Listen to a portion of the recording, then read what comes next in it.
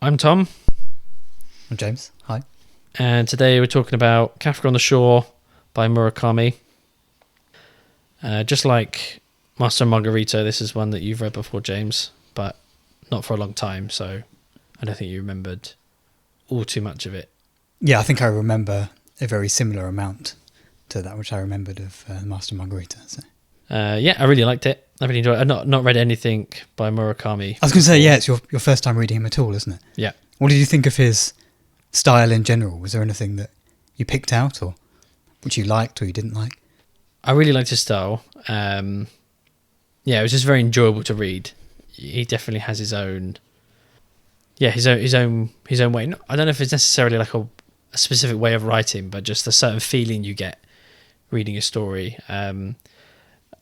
And maybe when we kind of get to those chapters, there's a couple of times he's like written something in like a particularly nice way that, yeah, I kind of just made note. I think I like just cornered those pages for those ones. Yeah, like quite beautiful in places, like how he's written and how he's made comparisons. Nice. Do you think you would read him again? Yeah. I think I would read this again.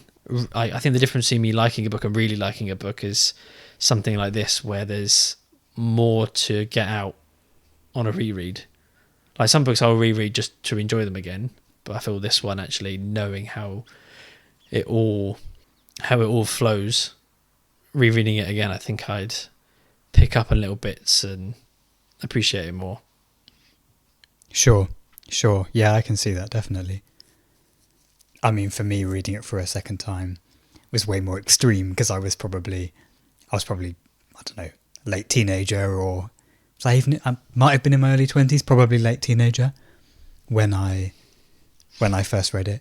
And to be honest, I'm not really sure how much of it I got necessarily, but yeah, I don't know. But I'm not sure how much that matters, really. I mean, well, it depends what you want, I guess. What your purpose of reading is. But I remember having a distinct feeling of having enjoyed it, and I think it really felt quite different to me. Maybe some of the, I think I've said to you before, I always appreciate the sort of slightly supernatural elements in Murakami's novels. So as we'll come on to, there's definitely some of that here, and there's definitely some of that in some of his other work as well. I think maybe that gripped me a bit. It was just different, I suppose. And so I was left with that feeling of, I liked that. That was quite cool. But not remembering much else, in terms of actually what had happened. So it was really, really nice to have an opportunity to come and read it again, and obviously to discuss it now in a bit more detail. Yeah. I imagine as well that, given it's been a long time since you read it, you said you're a teenager, it probably will almost be a bit of a different book, given that age gap between how old and how mature you were then versus now. We could probably say the same if you then take a same span of time in the future and reread it again. We could get something quite different again out of it. I completely agree. Yeah, and I think I've only recently maybe started to become more aware of that sort of way of thinking about reading, sort of seeing it not only as, like objectively what's gone on in this book, what are they trying to do, blah, blah, blah, but seeing it more as that kind of two-way relationship, between, okay, this is how I feel about the book because this is the position that I'm in life, and, these are the experiences I've had, and therefore almost seeing it as saying as much about me in that current moment of my life as the actual book. Yeah. If that makes sense. Oh, definitely. Yeah. I feel if I reread it, I'd focus less on the fantasy and more on like the characters and the detail. But it's very fun to be absorbed in that fantasy, especially the first time you're reading it, because it's all mysterious. That's probably it. That's probably the thing that the fantasy adds to the book the most, is that kind of element of mystery. I think it's a nice amount to add, because as soon as you know, okay, it's not like the mundane world, anything could happen, which leaves it open to speculation. But ultimately, the fantasy doesn't become like the main dominating theme of it. it is still very character and story focused, and those fantastical elements I feel are there to further that story and help tell that story in an interesting way. Mm-hmm. Yeah, no, I get what you're saying for sure. And I guess in a quite extreme example, you could potentially have a case where, you know, two people describe the same book, and could you even put it in different genres, potentially, you know, have taken totally different messages from it. And I actually wonder, I'm just hearing you speak there, as to how, whether there are any authors who deliberately write a book with the intention of it creating a different experience on the first and second read-throughs. Is that a thing? Have you ever come across that?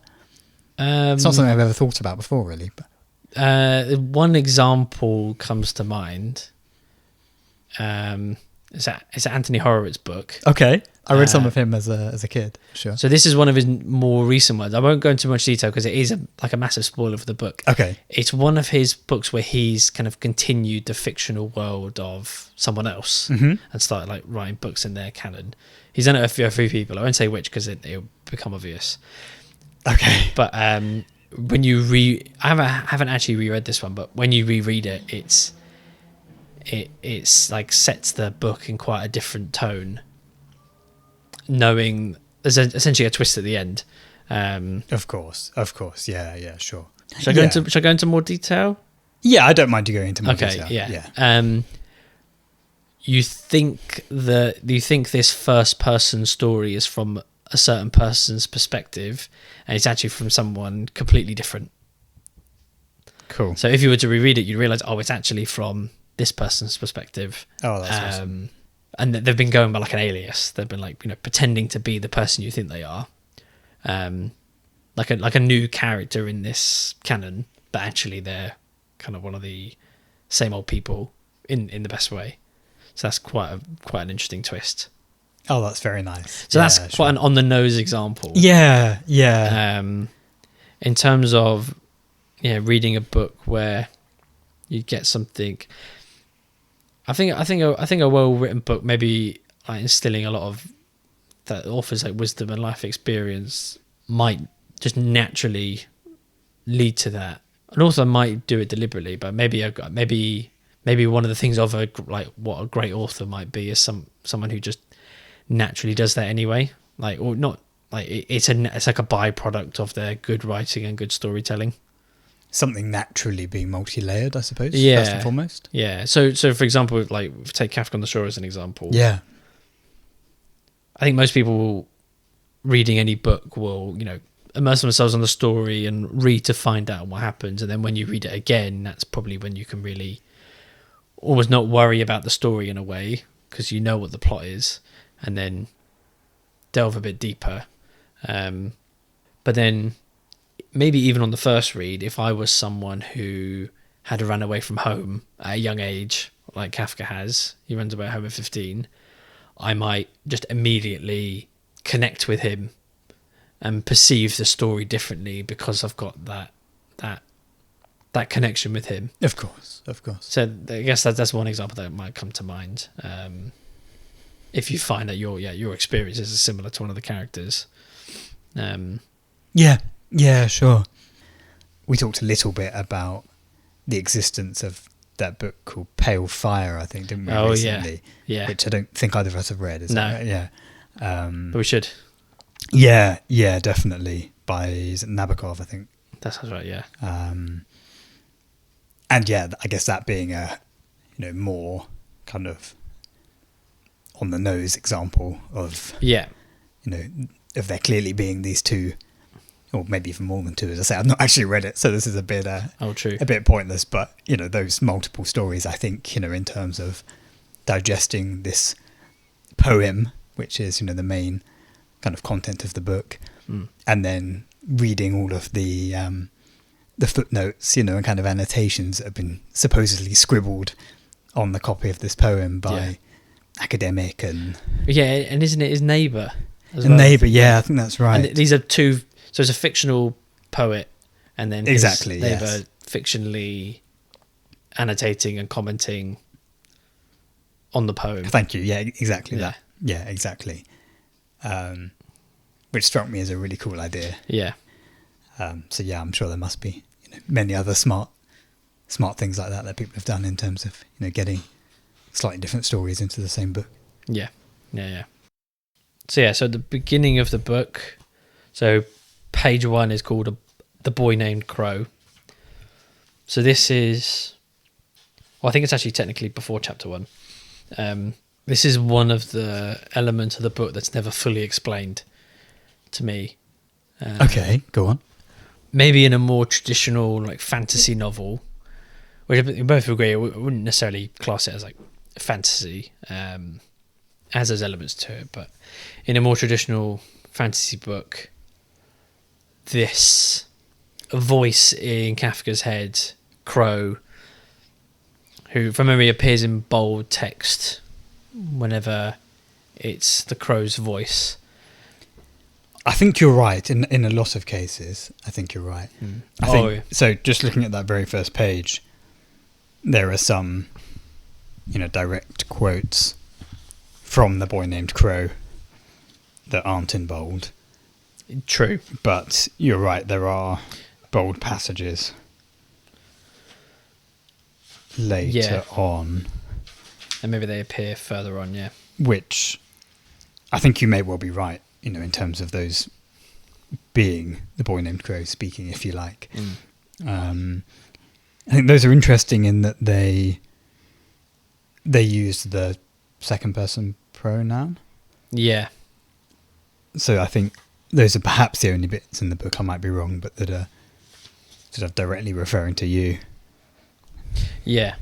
So like, just randomly picked at page 9. If I want to drive that way, I'd have to get rid of me. There's an omen contained in that, a mechanism buried inside me, and then in bold, a mechanism buried inside you. So yeah, kind of echoing what he's just thought. But yeah, this other personal entity kind of speaking directly to him. Yeah, exactly that. Exactly. You mentioned that was an element, so that The Boy Named Crow was an element that you felt maybe you didn't feel fully explained. Yeah. If you were to, I'm putting you on the spot a bit here, but if you were to give your best attempt to explain what you feel that character is, what their purpose is, etc., to me, how would you do that? From memory, the Crow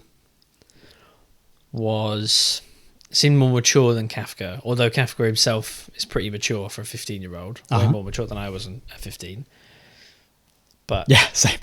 Yeah, definitely more mature than him, more kind of encouraging in a way. But the Crow would kind of forewarn him of times that were going to be tough, or things that he would need to do that wouldn't be easy, or easy decisions to make. Maybe almost be like the voice of reason that he might not necessarily want to listen to. So that's the kind of feeling I got early on. And I don't think it was necessarily directly because of the Crow, but I remember thinking not too far into the book, like I was impressed at how mature he was, and so self-reliant, and just things he would do or things he would say, or like insights into people that surprised me. It didn't quite go into the realm of it being unbelievable, probably because this book has these like fantastical elements to it. Maybe if it was just like a straight story set in the real world, I might have questioned it more. But I definitely got that impression of him. And I think part of that comes from, I think Kafka, whether it's his soul or his destiny or his fate, is intertwined with Miss Saeki's boyfriend. The man she loved who was killed at a young age. Yes. So perhaps the crow in some way is him, is that man that died years before, almost being reborn. That was one That's thought cool. I have, which might explain, even though that guy wasn't much older than Kafka. I think he might have been 19, something like that. Is that right? I think because it was that when age. Miss Saeki was 15. Is that? Actually, no. Or is it? No. I think maybe I'm wrong. Actually, they met at that age, I think. Is that right? And they had a few years together, and he went off to university. Yes, you're correct. Yeah, okay. So the 15-year-old, was that specifically the ghost form? I mean, to be honest, I might have even made up 15. The ghost was Miss Saeki at 15. At 15, yeah, exactly. Yeah. But that's not the same age as she was. No, not when he died. I think they were around 19. Cool. Yeah, that sounds about right. So even then, maybe Kafka / the crow, or maybe just the crow, does have like a worldly wisdom that I'd still be very impressed by a 19-year-old. But yeah, I think there's an element there where it's there's someone else he has this connection with. I don't think he's fully aware of it. I don't even think it directly makes it clear whether or not Kafka is aware of this voice, or if it's just thoughts he's having in his head, much like you or I would have a thought in our head. I think even at sometimes maybe this was just how I kind of conjured the image while I was reading the book, but I almost pictured the crow as like a separate entity, like standing next to him. I can't remember if the book ever directly paints that picture with the words it uses, but that's kind of how I pictured it at times. Yeah. So I'm not fully sure. I think in that very first chapter, so just going through my notes earlier, I found I'd made a reference to him touching something on the desk, I believe. Oh, right. It made a point of saying, I don't know, he was fiddling with some paperweight or, something along those lines. Described as toying with a glass paperweight, apparently, in the opening chapter. Yep. I hadn't referenced why I'd made a note of that in my book. I came to the conclusion it must have been, as it seemed to imply that he was corporeal. How do you say that? Corporeal? Yeah, corporeal, yeah. Corporeal. Because it seemed to imply that he was corporeal. But having then read the rest of the book, I feel like that probably isn't the case. Or I certainly felt like the more it went on, the more it just seemed like a separate part of Kafka's personality. Yeah. And I think, did they even explicitly say towards the end? I'd have to I'll have to have a look through and find it in a bit. But I feel like they might explicitly talk about it as almost exactly as you first described, in terms of it sort of being the kind of element of strength, or that sort of part of Kafka's character. I'll have to find the exact portion later, but yeah. So I think what you were saying at the start there is pretty much how I saw it, and quite possibly what's intended. It's interesting though what you said about Miss Saeki's boyfriend, and kind of the link between him and perhaps like being this boy named Crow, or because I hadn't even considered that, to be honest. Yeah. But I think that's a great point. Yes, that's really sounds very plausible. It's a bit of a leap. You'd have to know the story, that you wouldn't think that just reading it from the beginning. Oh, of course, yeah. Of course. It's a bit of a leap, but just knowing Kafka's connection to Miss Saeki, and like her possibly being his mother, which would, I don't know what that would make that guy who passed away. It doesn't make him his dad, but maybe possibly makes him a bit of a fatherly figure. Maybe, perhaps. But he's not a character we ever really learn much about. No, that's true. But no, that's a really good point. I think I'll probably just sort of hop back through and find, just sort of almost explore that theory a little bit. Yeah. Because you're right. Like towards the end, they, when when Kafka and Miss Saeki are discussing things in her study, he does sort of say these things about kind of being, I don't know exactly, but almost one with a boyfriend, or I'm not sure exactly, but yeah, like you say, it kind of implies there's some kind of link there. They sort of almost come to the agreement that there is some sort of link there. But I didn't then really go back and then explore how that then relates to what had come before. So yeah, I'll do that. I think there's something special about a reread is you like pay attention to those things which at first are mysterious, which is a really nice way to feel when you're reading a book. It's like, oh, this is mysterious. What does this mean? And something you only really truly get the first time. So yeah, it would be nice to go back and reread it, knowing what those things could be. But actually, another nice thing is he never tells you, he never definitively says, and that's probably something you'd get more in a traditional fantasy novel where you would expect that closure, you would expect the crow to be explained, whatever that is. And I don't imagine a typical fantasy novel would lend itself to a reread where, okay, well now you know exactly what the crow is. Does that explain why it says this or that or acts in this way, or maybe doesn't say something in a certain time? I couldn't imagine a lot of them doing that. But this is different. This is mysterious, but also open to interpretation once you've been given a number of pieces that you could put together in your own way. Yeah, sure. Yeah, I don't read much fantasy myself, if at all, but yeah, I can imagine what you're saying. Mm. What did you think of the crow? So you didn't make that connection that I made. No. As I say, not to, not in the way that in any way, invalidates that conclusion. But yeah. I just didn't explore it. It just didn't even come to mind. But I probably didn't think more than just what I read as I went through the book, really. So yeah, as I say, going from that initial kind of question of, okay, who is this exactly? Is this a physical being? Is this a voice in his head, etc.? And then as there were more interactions with it, kind of coming to the conclusion that it's seemingly the latter. And as I say, I think with that then concluding with it's sort of almost spelling that out, or at least to an extent, I think, perhaps, towards the end. I say, again, it's possible I've totally invented that, but...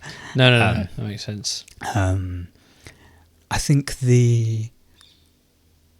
one interesting thing is the scene in the forest, where I think by this point, Kafka has ventured deep into the forest. I think he's followed the two soldiers. I think he's been allowed in through the entrance. Yeah. And I think he's perhaps residing down in that little kind of settlement, or I forget the exact words they used to describe it. I think they maybe call it a town. Do they? Yeah. I seem to remember them saying, almost emphasising its smallness. Right. Being almost this couple of buildings and not much else. But yeah, that town. So I think he's there perhaps, and there's a scene where the boy named Crow is looking down on, not quite sure what to call him or it. Perhaps Johnnie Walker, perhaps. Kuchiro, is it? No, what's his name? Koichi? Is it Koichi? Tamura, the Kafka's dad? Oh, yeah, that sounds right. Yeah, I can't remember the dad's name off the top of my head. That does sound right. I'm not certain of the pronunciation. We can check that. Yeah. Something like Koichi, I believe. But yeah, there's that scene where the boy named Crow basically attacks the guy and totally mauls him and rips him to shreds, whilst Johnnie Walker again. I'll go with that. I'm not even sure he's still presenting that image at this point, but Johnnie Walker is laughing, saying, "Oh, you can't do anything to me here." Yeah, you can even like peck out my eyes, I think he was saying. Yes, exactly. So that, I don't know what you made of that scene. That's probably the sort of other main thing that came to my mind in terms of The Boy Named Crow and some of his. It does. I do remember. I think even when the Boy Named Crow like first appears in that scene, he's like perched on a branch. Is that right? Yeah, that sounds likely. And that's near the end of the book, and I think, except for the beginning where like he's interacting with things on the table, I don't think in between he's really corporeal in the world. But it seems like at the beginning he is, and maybe towards the end he is. Perhaps, although I'm not sure what world, let's say, that scene towards the end actually takes place in. Yeah, it's maybe like a bit of like the bridge between the two, like the crossing. Yeah, I sort of got that impression. I think I'd written purgatory of some kind in my notebook. Yeah, I'm not sure if they actually said that word. I suspect they didn't, but yeah, I got the impression it was maybe some kind of middle area of some kind. And I can't remember. You might be able to remind me of some of. Let's go with Koichi. Some of Koichi's words there. But is he? I don't know. Is he almost saying how he's kind of waiting to move through, or like he's going to get to another world, or do you remember kind of the details of that? Yeah, I think. So I'll just keep calling him Johnnie Walker. Yeah. Let's do that. He, with the entrance stone having made that opening, it seemed like he would be able to kind of cross over into our world, let's say. Yes. With that opening. Yes. And he's making that clear, and he's reveling in that. And something I'll just kind of come across here, it seems to suggest that after that encounter in the forest, the kind of crossing between those worlds, we don't hear from the Boy Named Crow after that. That's what he just suggested. Okay, yeah. I wonder if, from memory, we do hear from the Boy Named Crow less and less as the book goes on. Actually, it might have been a while since we heard from him when he makes that appearance in the forest.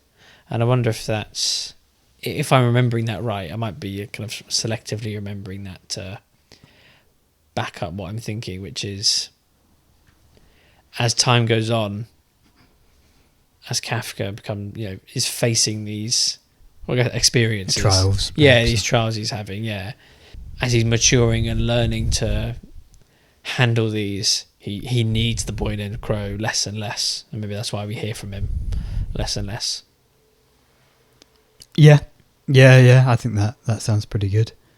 Yeah, you're right. Yeah, he sort of comes to terms with kind of what he feels he needs to do, like kind of to grow up almost, isn't that? Like and I think you really see that at the end when he decides to go back to Tokyo, possibly even back into his old house, which just would have been his at that point. Yeah, which is quite a grown up decision to make. I think he was going to go back and get back into school, and I think he had ambitions of going into further education, which it would be hard when you're 15 and you've kind of worked out a situation for yourself where you actually have a job, you have a nice place to stay. Like a lot of people who I can imagine running away from home actually worked out something fairly sustainable. So even with that, deciding to go back home because you think that's the best long-term choice to make definitely shows maturity, I think.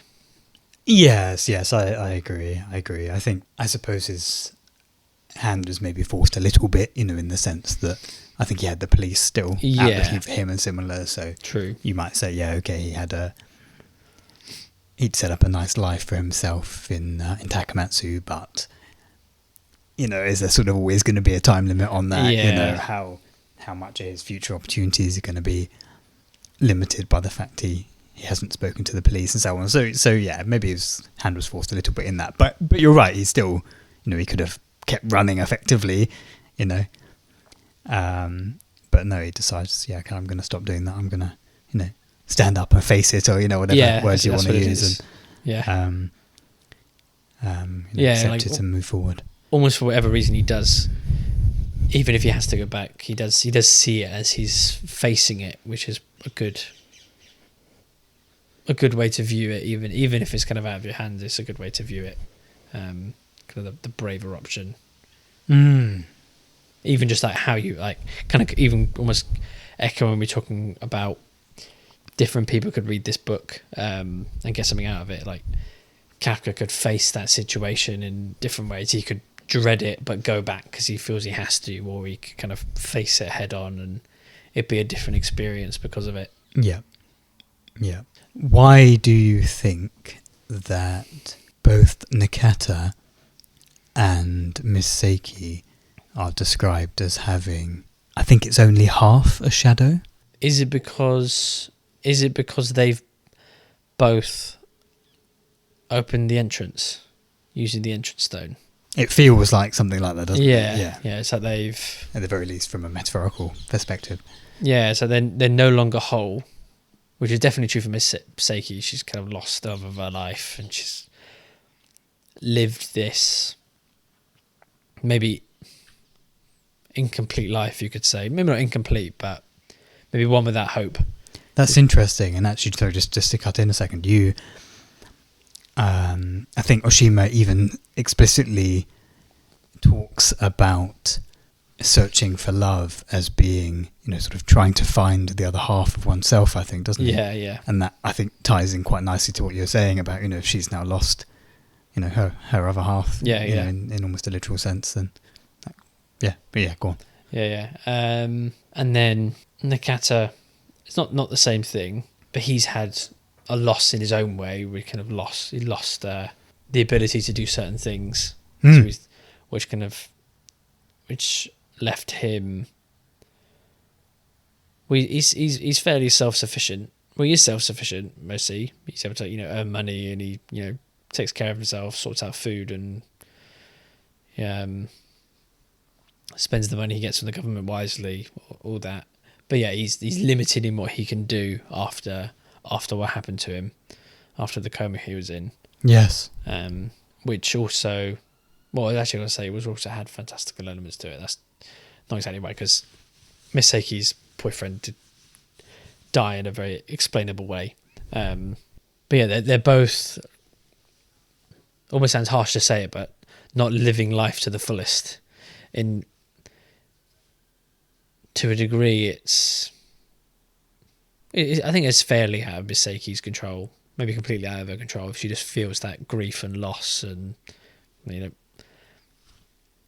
doesn't have that drive to live life to its fullest as a result. And then Nakata probably actually is living life to the fullest he can, but is held back in ways.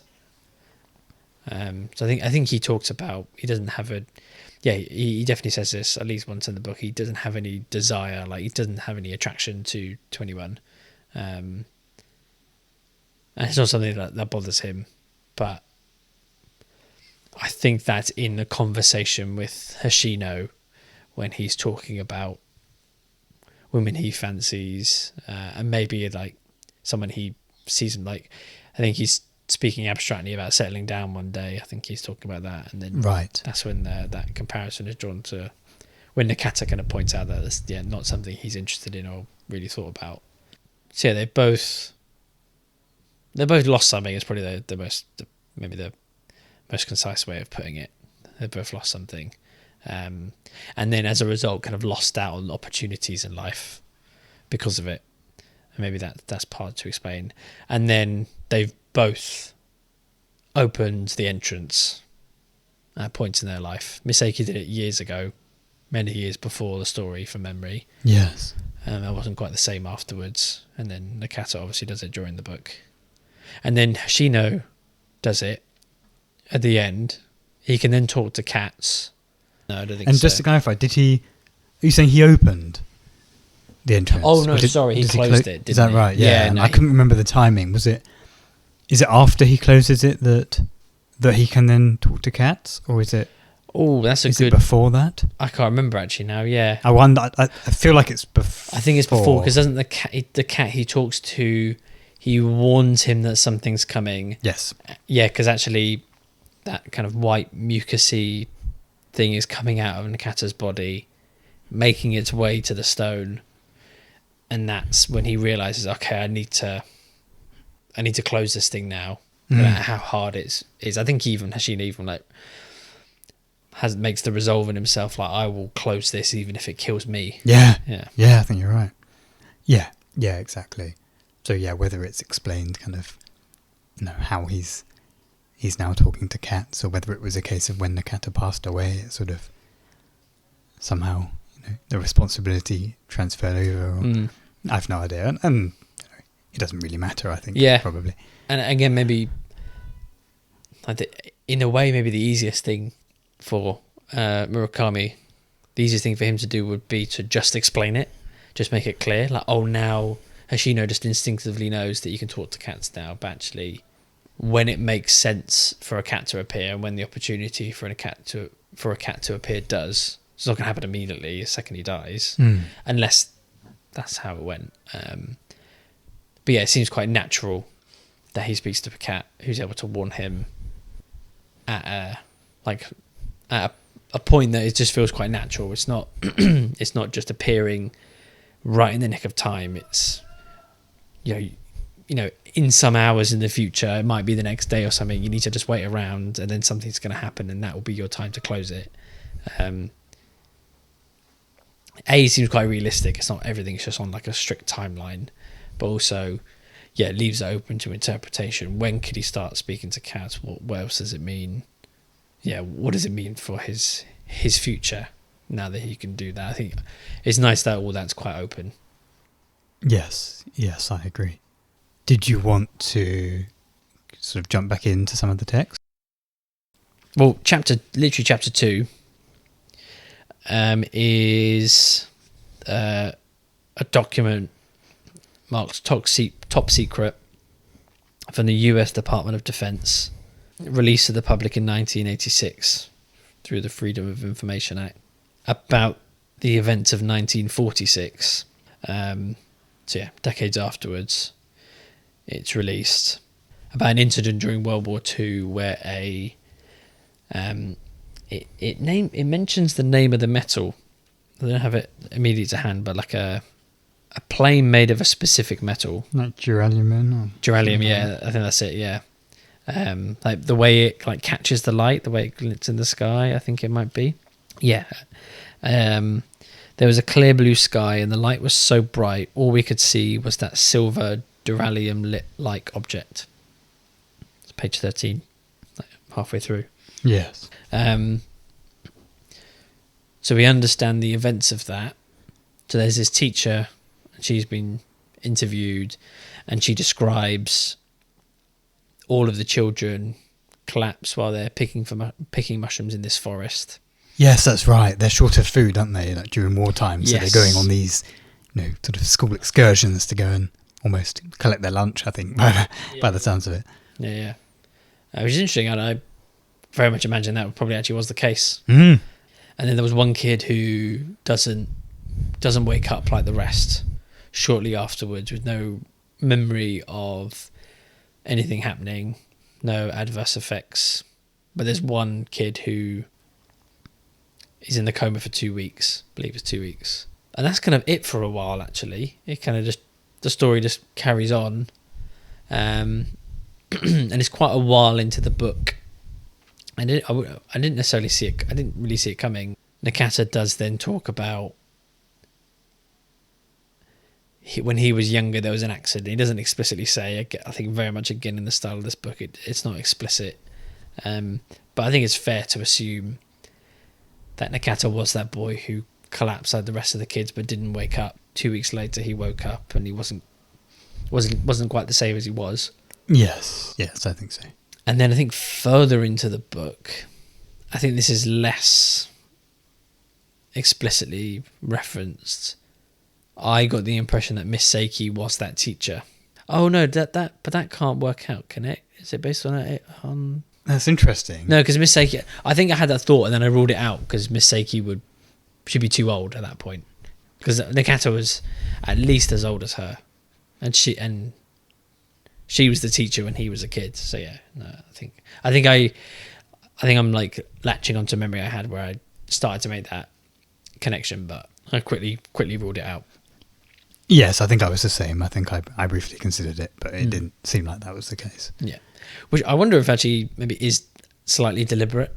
Like Murakami's almost kind of getting you to form connections between characters. So another way you can form a connection with Miss Saeki is her possibly being Kafka's mother. Yeah, that's right. What do you think about that? Do you think she really is or could be? Ultimately, I think it doesn't really matter. I feel like when reading it, I made the assumption that she wasn't. Whether it was just sort of down to almost sheer likelihood. I don't know exactly what it was that made me think that. I think the theory that Kafka presents, they talk about it as a theory, or is it only a hypothesis? I forget exactly how they refer to it, but him and Miss Saeki are directly referencing it, I think, aren't they, in the study, and he's sort of presenting this idea to her, and she's sort of gently entertaining it. But I didn't feel like there was anything to suggest that it was anything more than just that. Yeah, no, I'd agree. I think I was open to the possibility of it. Oh yeah, same. But I would expect there to be some plausible explanation how they were drawn together. Because yeah, if you just like think about the chance of him bumping into his mum just by sheer luck, it's pretty unlikely. And I agree with you that it almost doesn't matter. And maybe again, in a way where things are open-ended, I could picture, some friends I know where they probably maybe would draw that conclusion because it's quite a nice connection to make. Like, he's found his mother. It's quite a nice way of, maybe if you do lean towards the side of wanting a book to wrap up those questions and have answers to them, you might naturally tend towards, this is his mother and this prophecy has come true. I agree. Which is, I guess a bit weird, but yeah, it's all tied up. But maybe you and I might probably lean in the other direction of it's open to interpretation, and actually even though maybe we both think she's not his biological mother, there's still this connection they have, and the book kind of suggests that Kafka is destined to fulfill this prophecy. He still kind of does in a way, even if Miss Saeki isn't his mother, he still does kind of do all those things with those people who could fulfill those roles in his life. I think that's a really good way of phrasing it. Yeah, I saw it in a very similar way, in that almost it felt to me as if perhaps the point that was being made was that it didn't matter, whether this prophecy was in the most literal sense being fulfilled, because almost ultimately it's Kafka's prophecy. Like sure, it was given to him apparently by his dad, which a bit weird. Yeah. But and it's not, I don't think it's clear as to where the dad got it from, actually. No. I don't remember it being referenced. We can talk a bit about Oedipus and the Sphinx. Is it the father actually goes to the oracle, I think, and gets given the prophecy, or perhaps Oedipus himself does. Anyway, but yeah, I don't think they went into that detail here.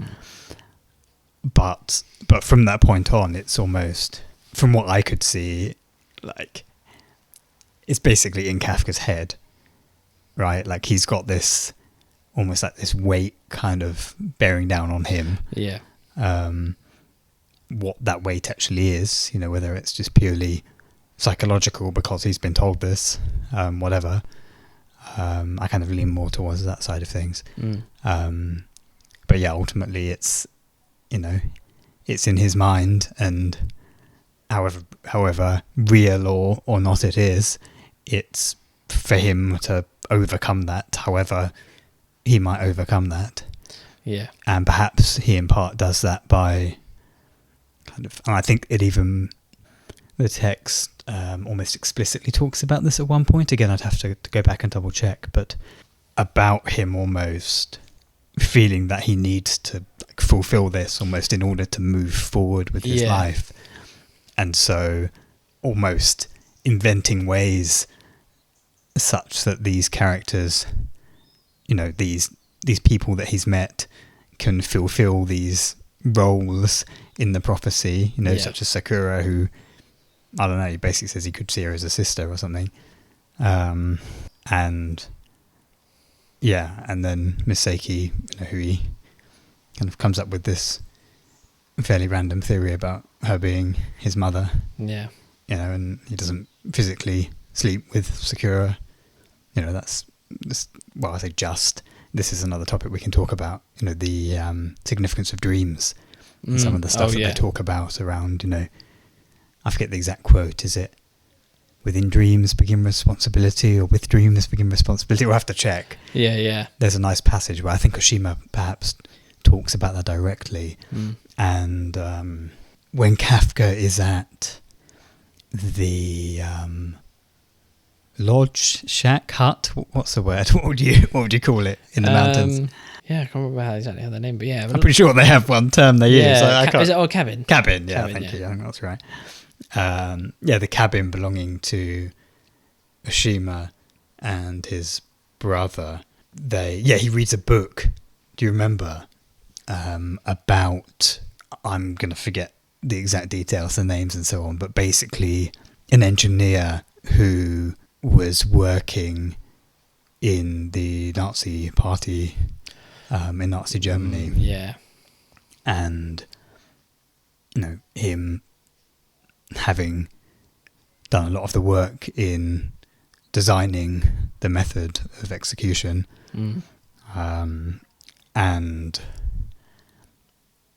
And the text sort of going on to say, well, basically talking about the fact that at his trial he didn't feel any guilt. Yeah, he was given a task to do, and he did it to the best of his ability. Yeah, exactly that, exactly. And so, you know, him seemingly being very much of the view, you know, assuming he was genuine, which I think it certainly implies, you know, that I was just doing my job. I had given this engineering problem. I did it to the best of my ability.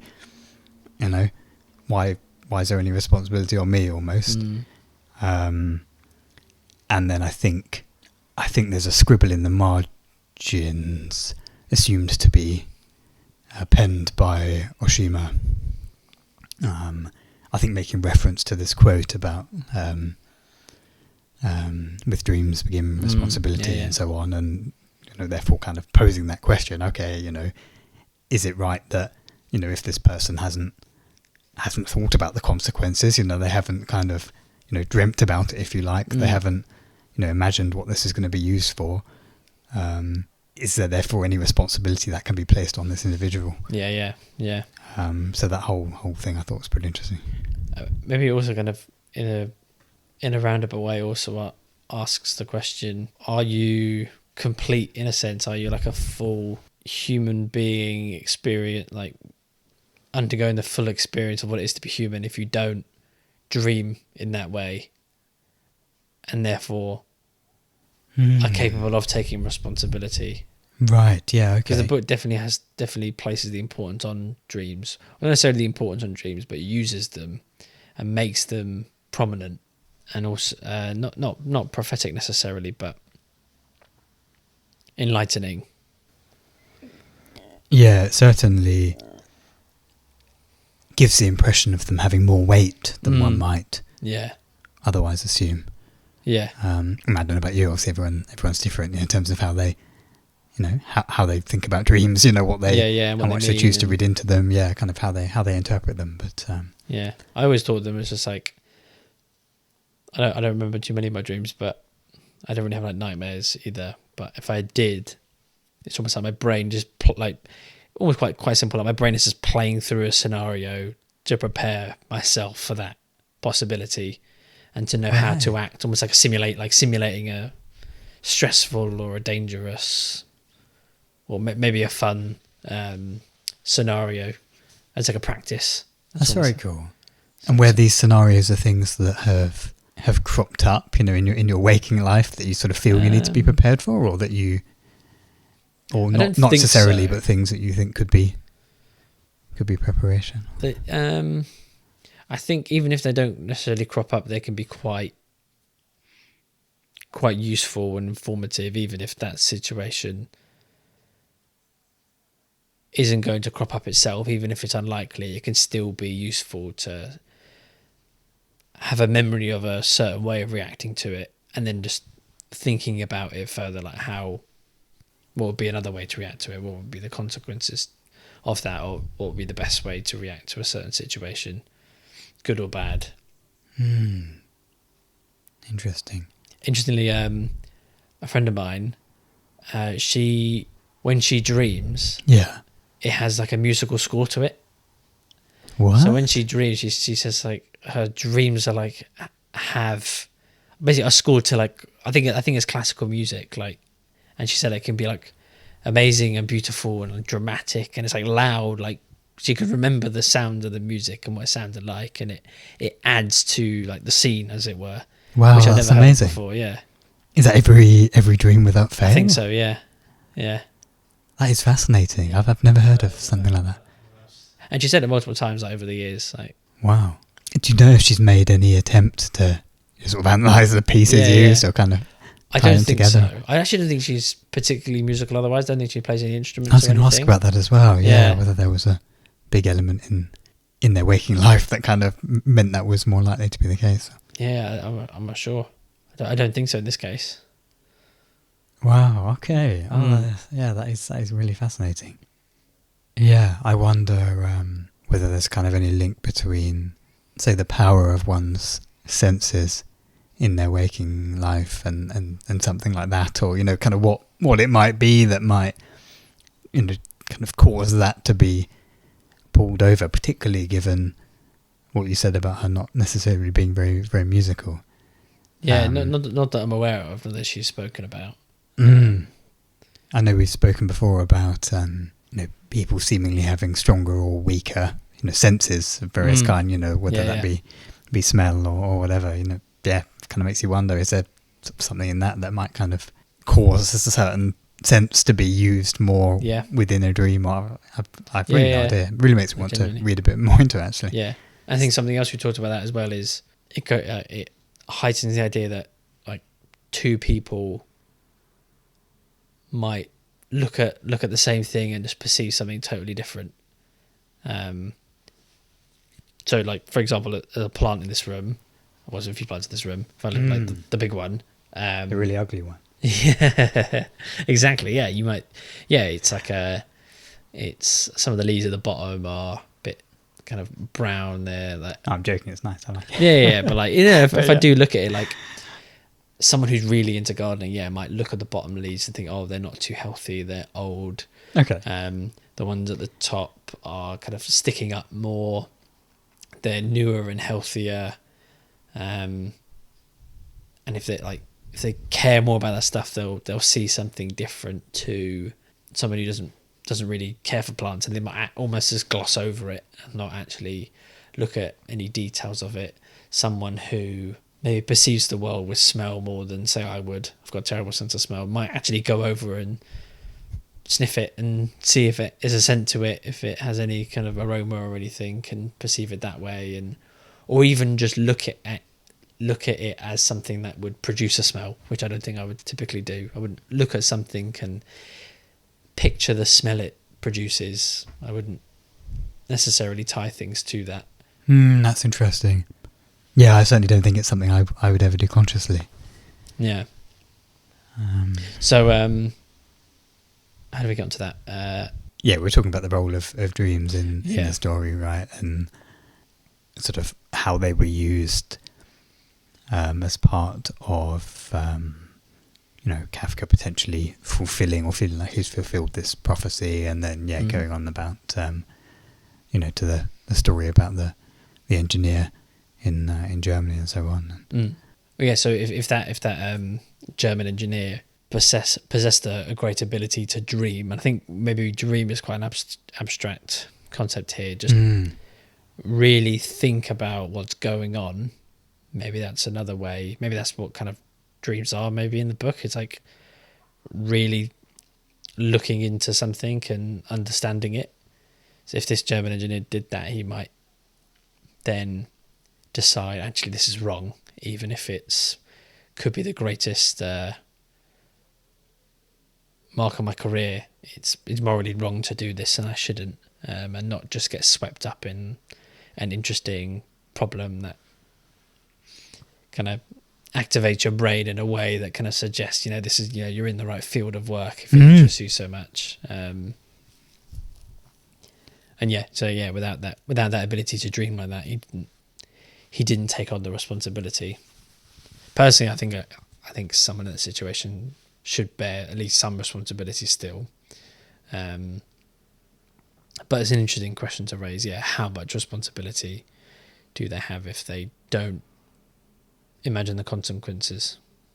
Yeah, for sure. It almost makes me think of, say, a child, and or I don't know, someone with various sort of psychological issues, and the idea of diminished responsibility for certain people, and I guess it's perhaps it's almost perhaps talking about it as an extension of that, almost in a way. How much responsibility should this individual bear? And I think it's interesting that you said that you naturally felt the answer should be at least some. I think so. I don't know, like for someone, interesting, I think it'd be different for like a child or an adult. I think if it was a child, if they bore some of the responsibility, it could inform what decisions they make in the future. Whereas maybe someone who is older but has difficulty processing those things, maybe if it's not something they can learn from and would affect their decisions in the future. I don't know if I necessarily maybe think they should be punished for that. It might almost be perceived as just they're being punished for something and they don't understand it, which might just be cruel. Yeah.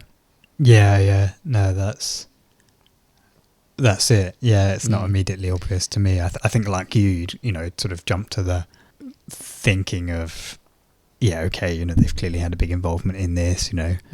They're an adult. Clearly they should be bearing some responsibility. But then when you kind of really try and empathise with someone, you really try and imagine, yourself in that position where your brain just really didn't think in that way. Just really didn't, dream, if you like.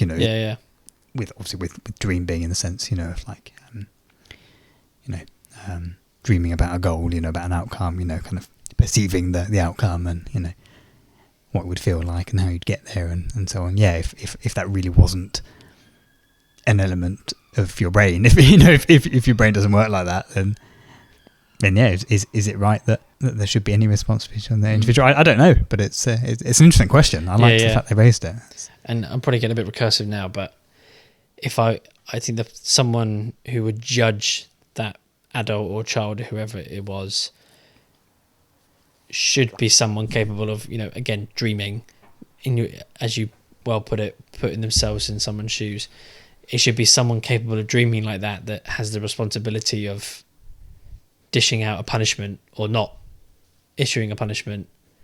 It should be someone who can dream like that, who can imagine the utility of that punishment or the futility of that punishment if it's someone that will never really understand what it is they did wrong. Yes, that's what you mean. Back. Before we move off of it, we'll probably talk about the prophecy again. Sure. But we talked earlier about there's a point where Kafka decides to almost lean into it and just accept it. From memory, that's after he slept with Miss Saeki the first time, and I think it's before he sleeps with her again. Okay. So I don't think he uses it as a... He never kind of uses, okay, I'm just going to accept like the fate of it now. This is prophesized. I don't think he ever uses it an excuse to actually have those initial sexual encounters with Sakura or Miss Saeki. No. But I think it does follow his decision of sleeping with her again, Miss Saeki again. We mentioned that it might be a bit self-fulfilling, not just because Kafka came around to the idea that he would do this. Not just that, but so I'm wondering, is Kafka's dad wasn't nice to him, could that prophecy possibly be something not necessarily he was kind of gifted that foresight and knowledge, but actually something he just said to his son to punish him? If he's said, you're prophesized to do this, maybe he's saying that to him, knowing it, he will then manifest that and make that true, even if it's not literally his mother and his sister, or even if he doesn't literally himself kill his father. Maybe he's saying that just to like psychologically punish him, and then therefore, you know, like he goes out into the world, sees this sister-like figure, sees this mother-like figure, kind of makes those relationships complicated with what happens, wakes up with blood in his shirt, and therefore the first thing he assumes is, I think I've killed my dad. Like it doesn't do him much good having that. It doesn't do him good having that prophecy. No, exactly. So maybe it could almost be like a form of punishment that his dad has meted out on him. Yeah, perhaps. Or almost, I wonder whether he... So we know he was a sculptor, right? Koichi, apparently a famous, certainly locally renowned, I think perhaps even world renowned sculptor. I wonder whether potentially he would have seen Kafka as one of his sculptures. And the reason I say that is, interestingly, you might remember they refer to, I think, like his most famous work or series of works being, it might even be entitled Labyrinths, but certainly being about labyrinths. Yeah. And they later refer to this sort of labyrinth inside of Kafka. Do you vaguely remember what I mean? I can't remember what exact terms they refer to this as, but do you know when he's sort of, beginning to like venture deep into the forest, stroke deep inside himself, or, however you kind of see that metaphor. They sort of talk about it being labyrinthine, and I think Oshima potentially even says that, like, as you go deep into the forest, you're going deep into the sort of labyrinth of your soul almost. Yeah. So I mean, clearly that whole labyrinthine idea there, and the fact that his father's most famous works were about labyrinths, that clearly isn't a coincidence. Yeah. So whether it's sort of implying that, this was some sort of like sick experiment or so, sort of kind of work of art. I mean, sick is obviously subjective, right? But, some kind of unorthodox, should we say, experiment. Yeah, generally. Yeah. Perhaps unethical. Yeah. On the part of his father. And and like you say, he's kind of dumped this sort of prophecy thing on his son, and he's kind of trying to, I don't know, test out some ideas. I don't know, but yeah, genuinely. No, it's interesting. I hadn't thought about that. Yeah, there was a connection between like the labyrinth work and what Kafka experiences. But yeah, it's an interesting viewpoint on it. Maybe something good to ask you might be, how did you interpret what the figure who referred to himself as Johnnie Walker when speaking with Nakata, how did you interpret what he was saying about making a flute out of souls and aiming to capture more souls? I think he talked about that being his responsibility or something, didn't he? I'm not sure if he actually used the word responsibility, but he effectively said words to the effect that he had this task to do this thing, and he was doing it because it was set for him, and he no longer wanted to live. How did you How did you think about that? Yeah, so if he didn't use the term responsibility, it definitely seemed like his purpose, at least. Like, Yes. that was his purpose, his responsibility. I didn't actually think about that bit all too much. No, me neither, really, to be honest with you. It didn't seem critical to the plot. I guess on the surface, he was that the role he has in the book, in my mind, is that adversary for Nakata. Nakata goes through that traumatic experience over the course of the novel. Well, in that instance, and that, you know, leads him to then travel away. Kind of triggers his powers. Yeah, I hadn't really thought about the flute again much. It's strange, isn't it? Like, maybe because our last book was Master and Margarita, I don't think I would have thought this otherwise. But my first thought when Johnnie Walker's fully presented is that he's the devil, like he's like an embodiment of the devil, or the devil himself. Definitely came to mind. That's interesting. Yeah, I think what you said about him effectively being a foil for Nakata, to enable Nakata to progress his character, I suppose, and achieve his goals throughout the story is interesting. Yeah, and so I was reading the first part of Faust after Master Margarita as like further reading for it. Yeah. There's a line in that where Mephistopheles, the devil, I'm not going to get the exact quote right now, but he basically explains his purpose. I think he does it twice during it, and he says something along the lines of, I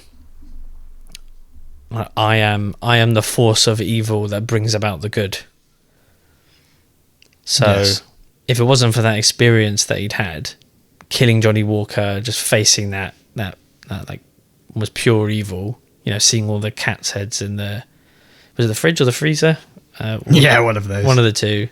That spurred him to then leave, and as you go on the quest he went on in the end.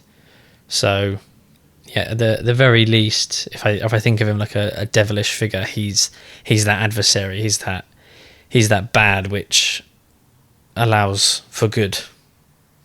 Not that he necessarily intends good himself, but it's that yin yang that naturally finds itself in the world. Yeah, that's interesting. And what about when he appears later in the book? I think we spoke about it briefly earlier, around when he's in the forest, seemingly, and the boy named Crow, you know, or this sort of crow type apparition, sort of has a conversation with him there in the forest, and Johnnie Walker kind of almost laughs at him and, you know, encourages him to attack him, and, you know, and the crow ends up, you know, picking him to pieces. Yeah. Whilst he's there laughing. And I think actually it mentions that there was a noise. I think it might have been the laughter of Johnnie Walker. I'll check. But it being referred to as sounding like this otherworldly flute. That's right. Yeah. I guess firstly, what do you see? Do you see him playing a similar role in that scene? In the sense that, you know, does it feel like that scene is important for Kafka, for the boy named Crow, you know, for whatever's going on there, to kind of reach that level of understanding as to what they need to do next, you know, what Kafka needs to do to progress with his life and so on. Yeah, I think it makes sense that confrontation happened then, in that transitory, you know, between planes or something, that what that forest was. Yes. And it struck me as something Kafka like had to face before he moved on. Not necessarily then went to that other place, the kind of with purgatory you referred to it as, but he had to face it before he moved on with his life, before what he ended up doing of moving back to Tokyo. In my mind, he had to face that first. Not necessarily like face Johnnie Walker himself, but face. It was almost like a I don't know if rite of passage is the word, but like a milestone for him in a way. Like maybe that could be him going from a boy to a man, perhaps, facing that. Although I don't actually remember him, Kafka, doing anything himself directly. It was mainly the boy named Crow. But in that particular scene, the boy named Crow does seem quite separate to Kafka, like embodied. I think, he appears perched on a branch, if I remember right. And yeah, he's pecking Johnnie Walker's eyes. But if you think about them if you think about the boy named Crow as like part of Kafka, then For sure. I think that's fair. I would then count as Kafka confronting that. It's interesting when you asked when we started talking about Johnnie Walker and you said when he appears later in the novel, it wouldn't have sounded out of place to me if you then started talking about Colonel Sanders and how he appeared to Hoshino. But maybe we could talk about that afterwards. I won't sidetrack. But I see those as like the same figure or entity with these two different personas.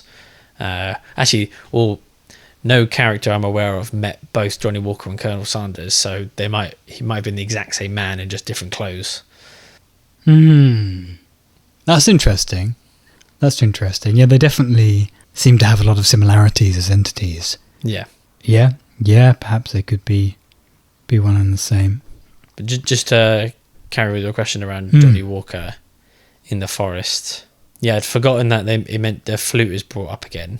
Not the flute itself. I think maybe he has it on him, but yeah, that him making the sound like the flute. So I just double checked the text, and the boy named Crow grabs the tongue of Johnnie Walker and somewhat graphically pulls it out of his throat.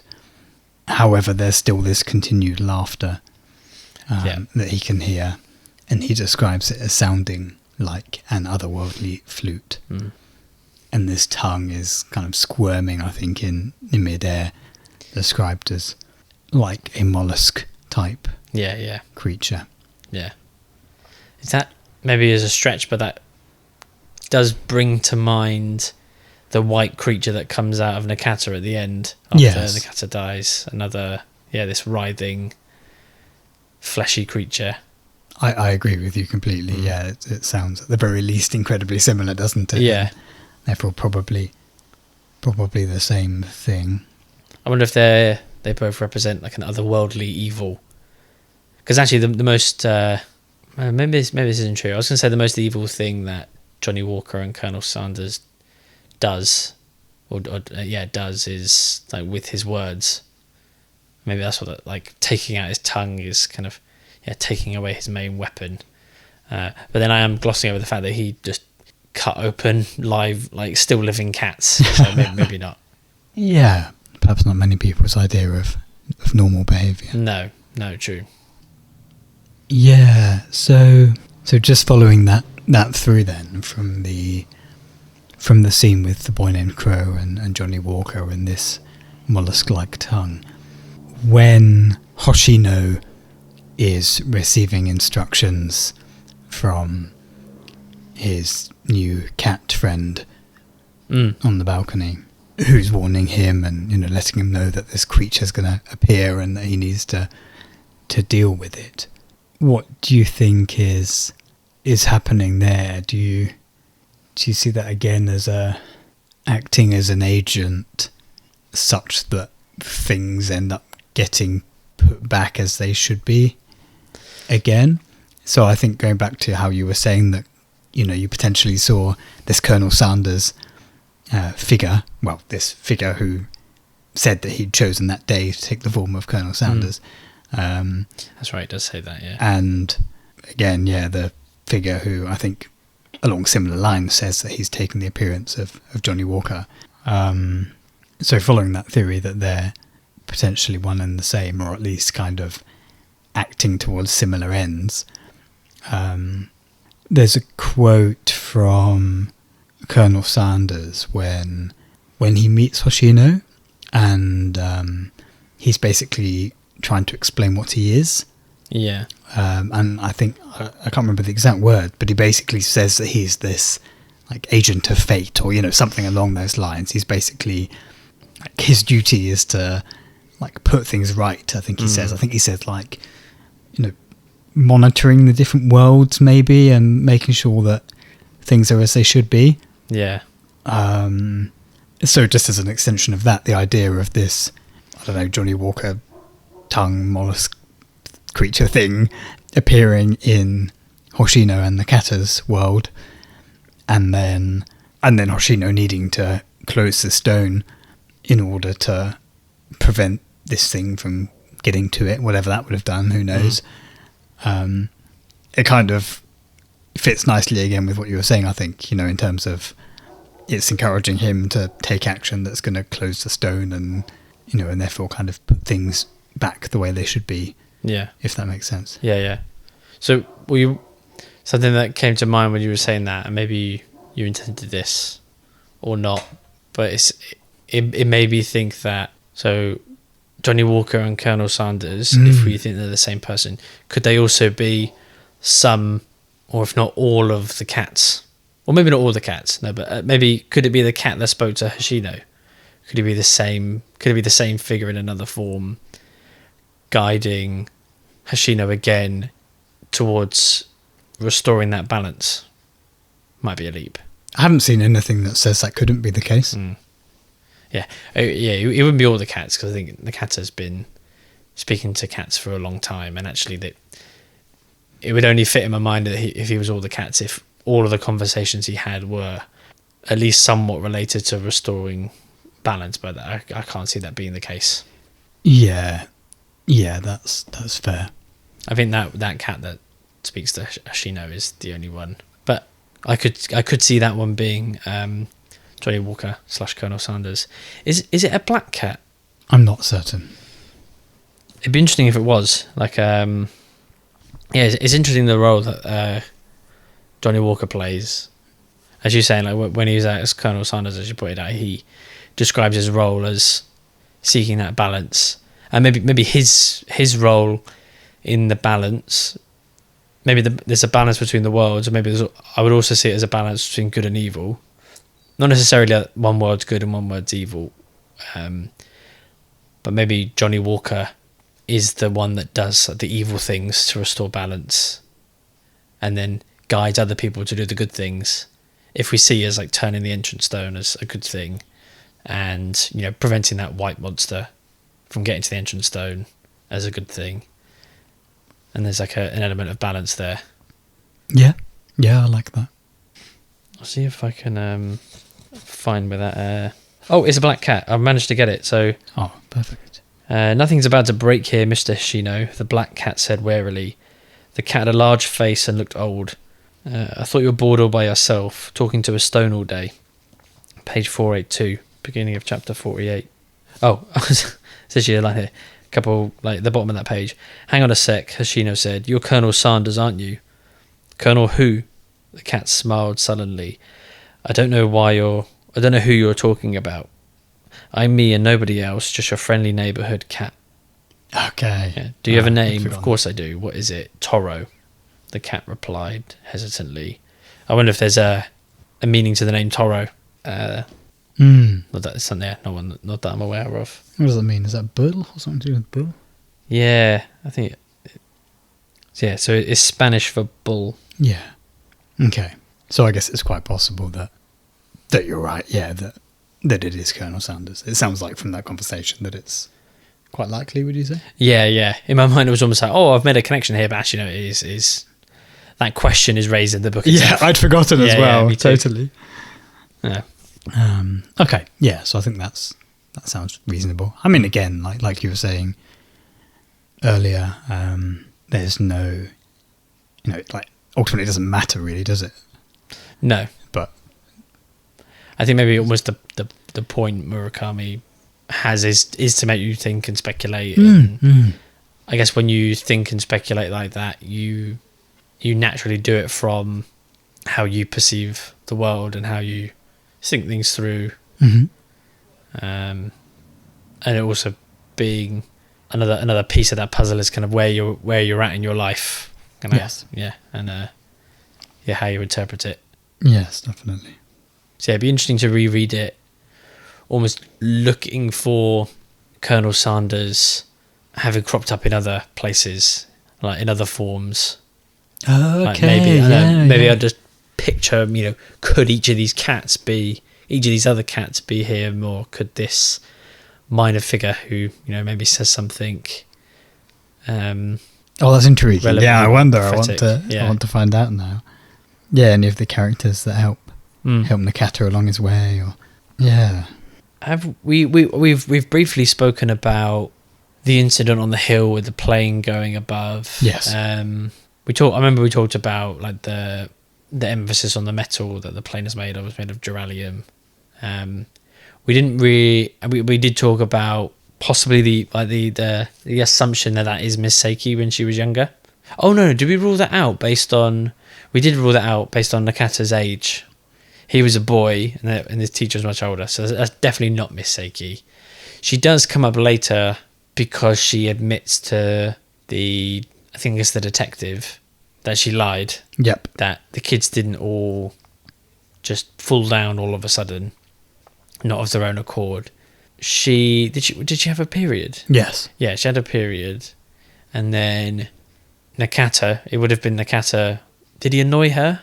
He was being annoying. Yeah, so he found the tissues or whatever that she'd used, and came up to her, and then that's right. She, I think, described her reaction as being quite angry and quite, upon reflection, very, very inappropriate, very, very unfair on him. And she admits to striking him, I think. Yeah. And then she almost makes it sound like her emotional state is what caused all the children to lose consciousness. That's how. That's how I interpreted it. If there was a kind of link between those bits, or okay. And it makes sense to me because I can't imagine her kind of getting that off her chest after all those years, after the initial set of interviews. Like, I think she would have believed that she had some part to play, and not just I don't think she would just admit to hitting a child. Yeah. Unless maybe she thought that somehow had to do with his coma. Yes. That was what I was going to say. Oh, okay, I think at the very least, she had probably made a potential connection between I struck this kid and he was the one that didn't wake up like all the others did, and he ended up in a coma and lost his memories and his ability to read and write and blah, blah, blah. So I think at the very least, it feels to me quite plausible that she could have been feeling immense guilt for that. It's possible, like you say, it extends further, and she felt that she was potentially to blame for the wider happening. They do talk about similar incidents having happened in other places in the world, I believe. Yeah. There having been a few reported incidents, in all kinds of different countries. I don't know if they directly suggest that this. I mean, again, it doesn't really matter, but I'll finish anyway.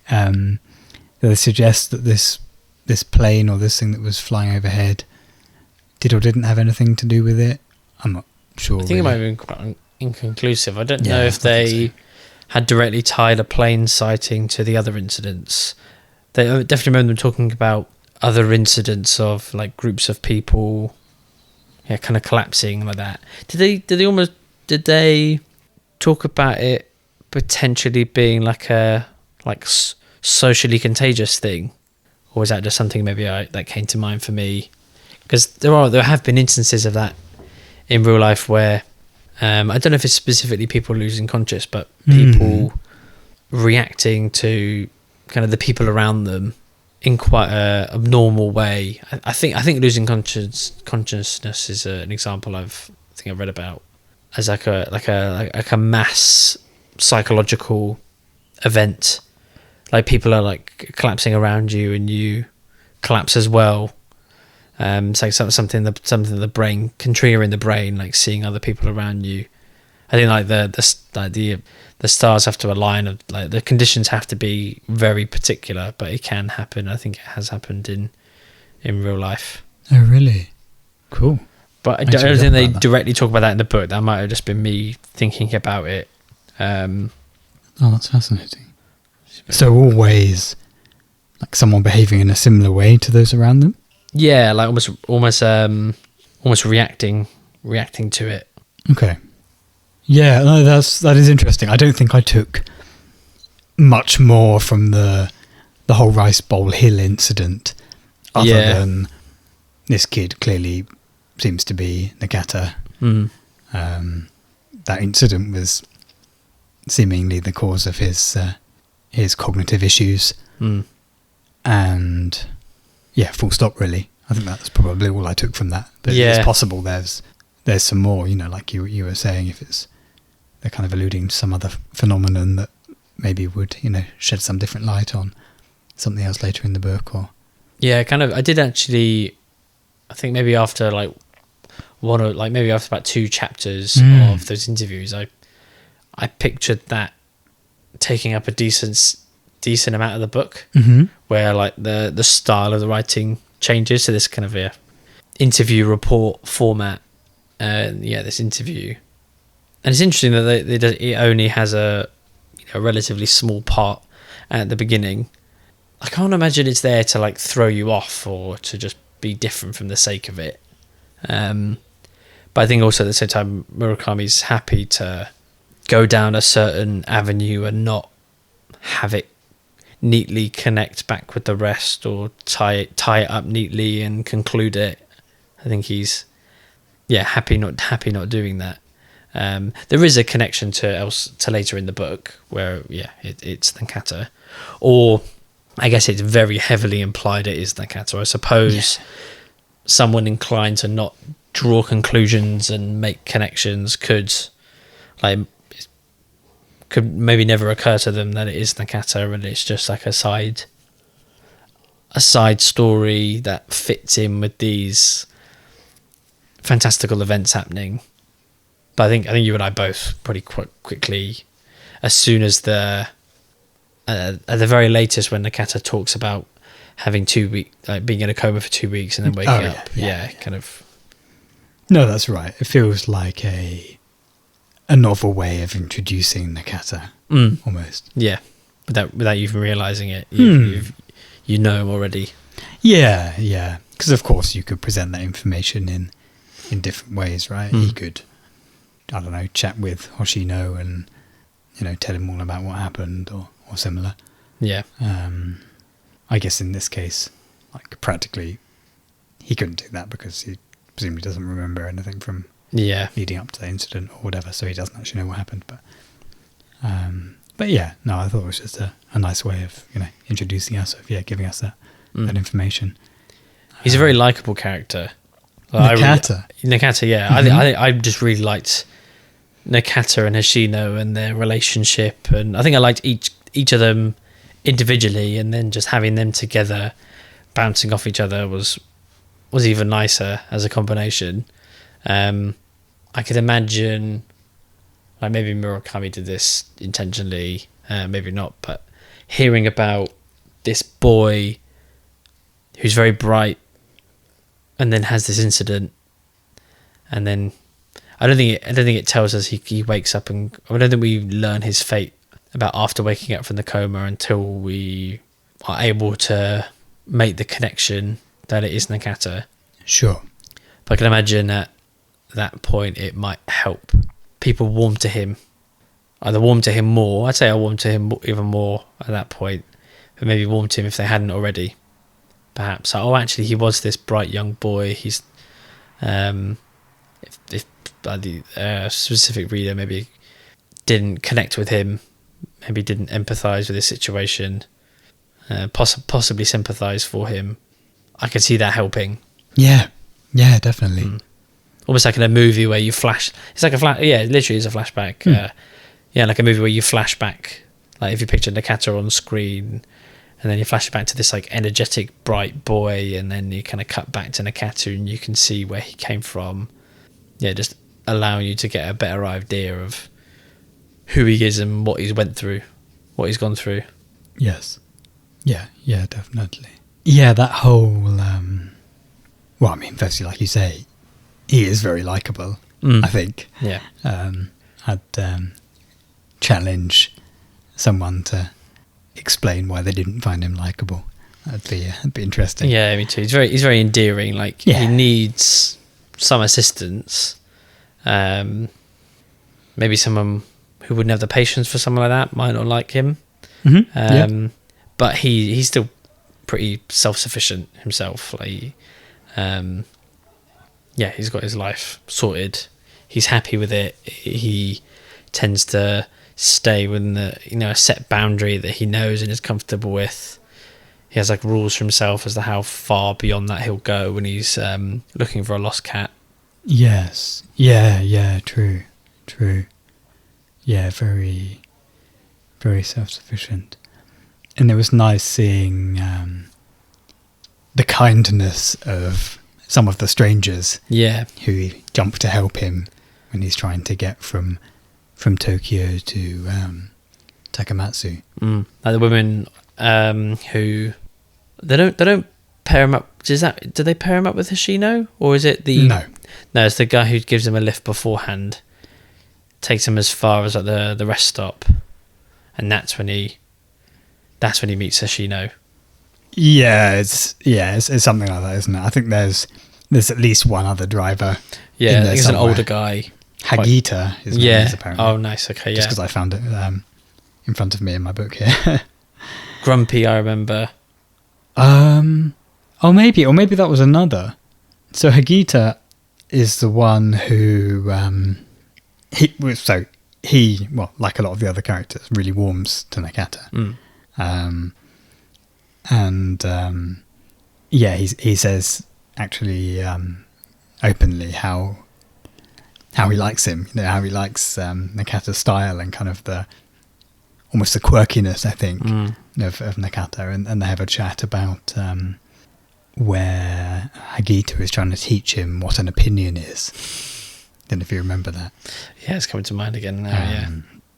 Yeah, about whether eel is an opinion, and some of those kind of amusing lines, but yeah. Anyway, so there's obviously a few characters who take him various parts of the way to Takamatsu, and ultimately ending with Hoshino, who decides to stick around.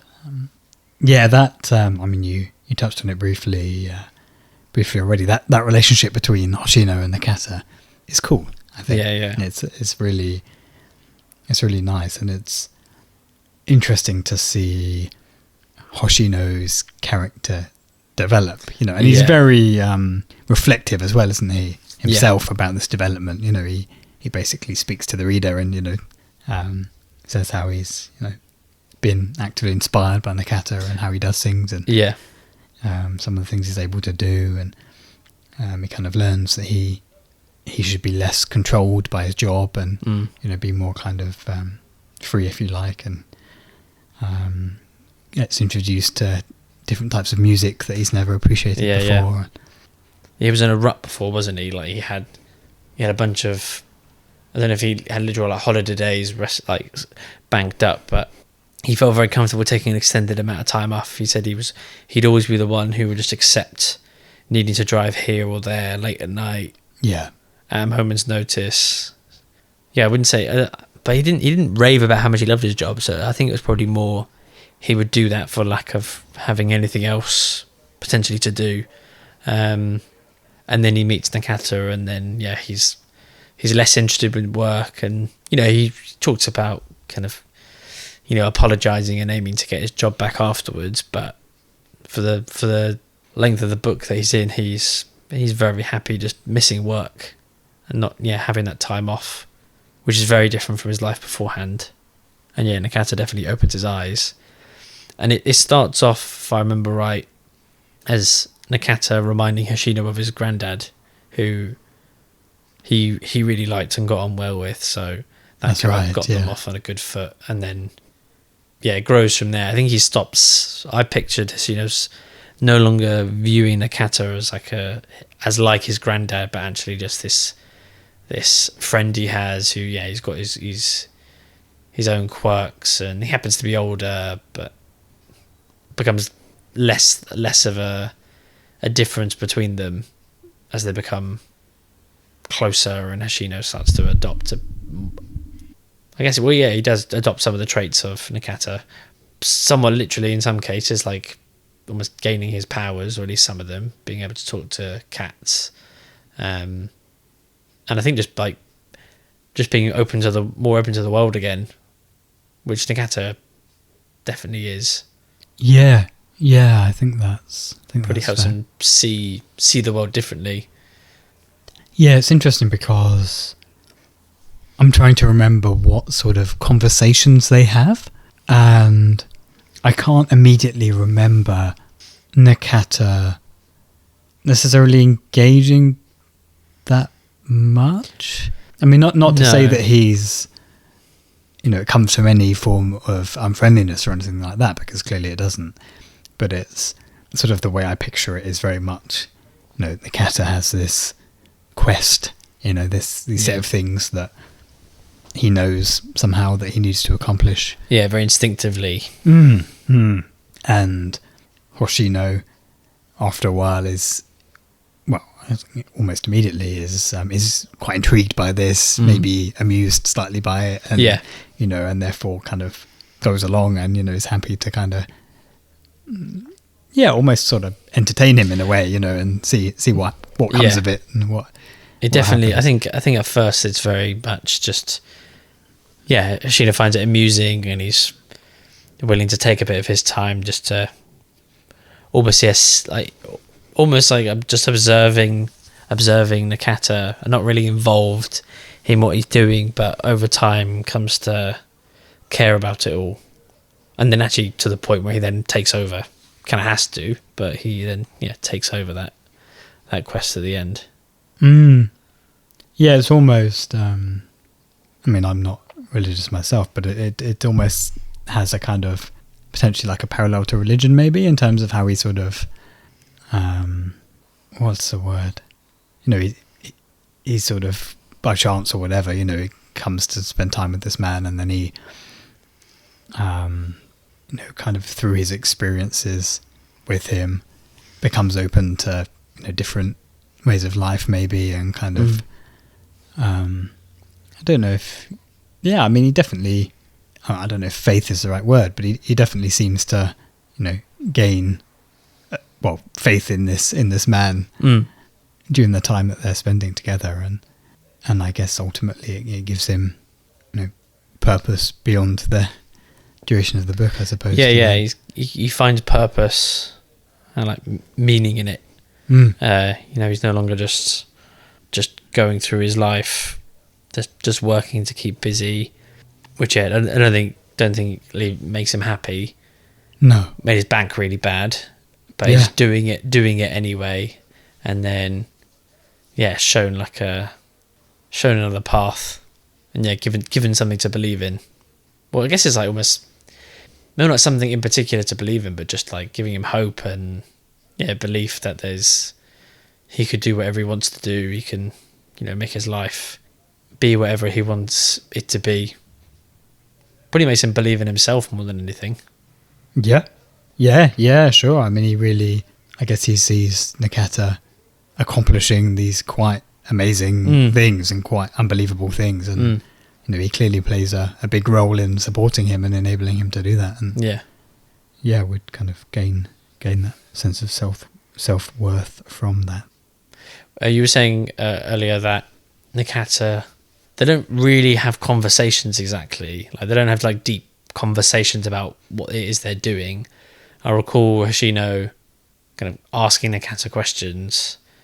I remember Nakata, I don't remember his exact responses, but they're quite quick and like off the cuff, as it were, like quite quick responses. Like, he instinctively knows what he's doing, he doesn't really have to think too much about it.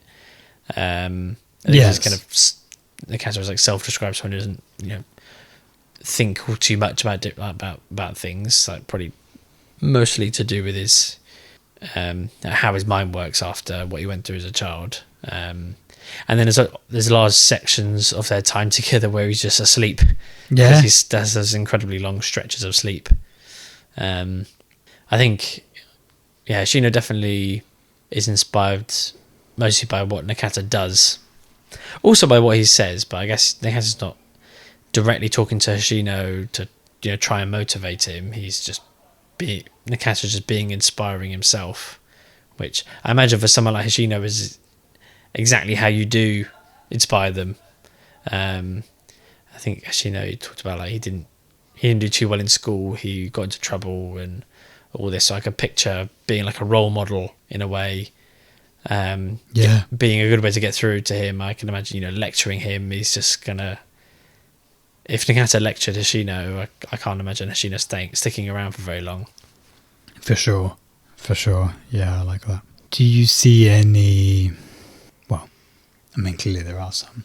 In terms of Nakata and the sort of supernatural abilities that he seems to possess at certain times. You know, we talked about him being able to converse with cats already, and there are, of course, at least those couple of instances where he seemingly causes various fish to rain from the sky, or at the very least is aware of it beforehand. Yeah, he warns the policeman. Yeah. Yeah, that's right. And in the case with the eels in the car park, it certainly appears that them raining down is a direct effect of Nakata not liking the fact that there's a man getting beaten up. Yeah. In the car park. Were they eels, or were they? I remember them as being leeches, or was that a separate one? Oh, apologies. Is leeches when they're on the road? I think I'm wrong. Yeah, Okay. I think it was leeches. Yeah, no, you're right. He definitely talks about eels a lot. Yeah, exactly. Yeah. No, leeches, exactly. Yeah, it's almost like by summoning those leeches from the sky. Well, maybe at the very least, it's like a sort of distraction, distracting those guys of what's going on. Because they're beating up that guy. Hoshino's not involved in that, I don't recall. No, I don't think the two of them have met at that point. No, yeah, I think it might be maybe shortly afterwards, because then I think when they start driving down the road, there's leeches on the road, and the road's slippy now because the cars have. I think there's a car accident that they drive past. That's right. Yeah, it's only coming to my mind now about what the fish and the leeches raining from the sky could be. It does remind me of the in the Exodus stories in the Bible. There's like the 10 plagues. Actually, no, I don't know if it's the 10 plagues, but like there's like locusts and toads and I can't remember too many of the others that come, but is it it's like Abraham or someone, I think it is. It reminds me of that story. It's like purely just from like an obvious connection of like different animals, like swarms of different animals. I think like locusts come and eat all of I think it's the Egyptians, like the Egyptians' crops, and so these plagues keep coming until they're meant to let the Israelites go. So I wonder if Nakata is summoning this fish to fall from the sky, these leeches to fall from the sky, almost as a like warning of what is coming. Okay, a warning of what exactly? Of events that take place later in this book, do you mean, or of something kind of? I think later in the book, like the evil that is never clearly expressed. The closest we see, and I think it's quite like a non-descriptive, formless, white mucusy being intentionally, so that it's quite open to interpretation. Kind of what could enter the world with that entrance being open. But yeah, maybe like a warning of the evil to come, which is obviously prevented because of the kind of the acts of the characters in the book. So Hoshino finds the entrance stone. Nakata kind of spends a lot of his energy and, again, open to interpretation, but, possibly is what kills him. You know, moving that entrance stone.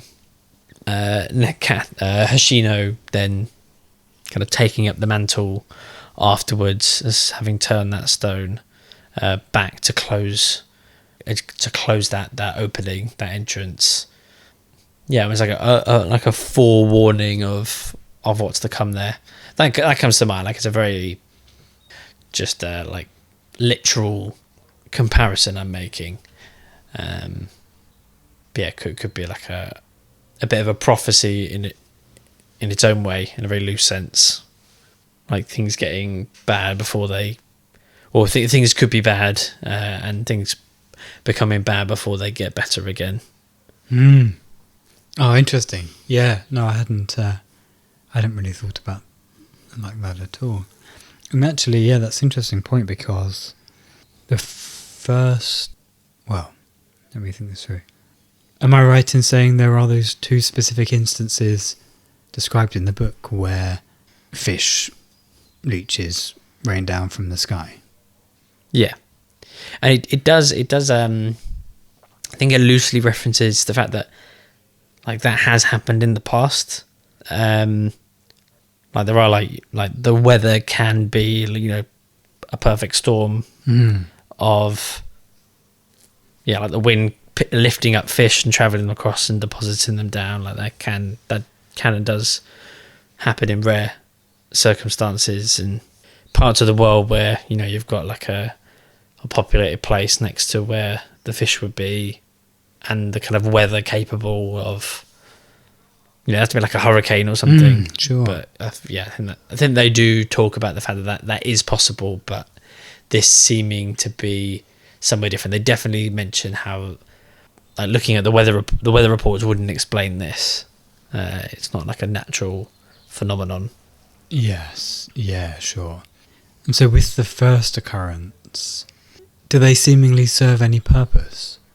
Because I know when we were talking about it, I first mentioned the raining leeches and how that appeared to be a direct, you know, okay, Nakata's angry at this goings on, and therefore he's going to cause these leeches to fall from the sky and disrupt this, you know, these events that are happening that he doesn't like.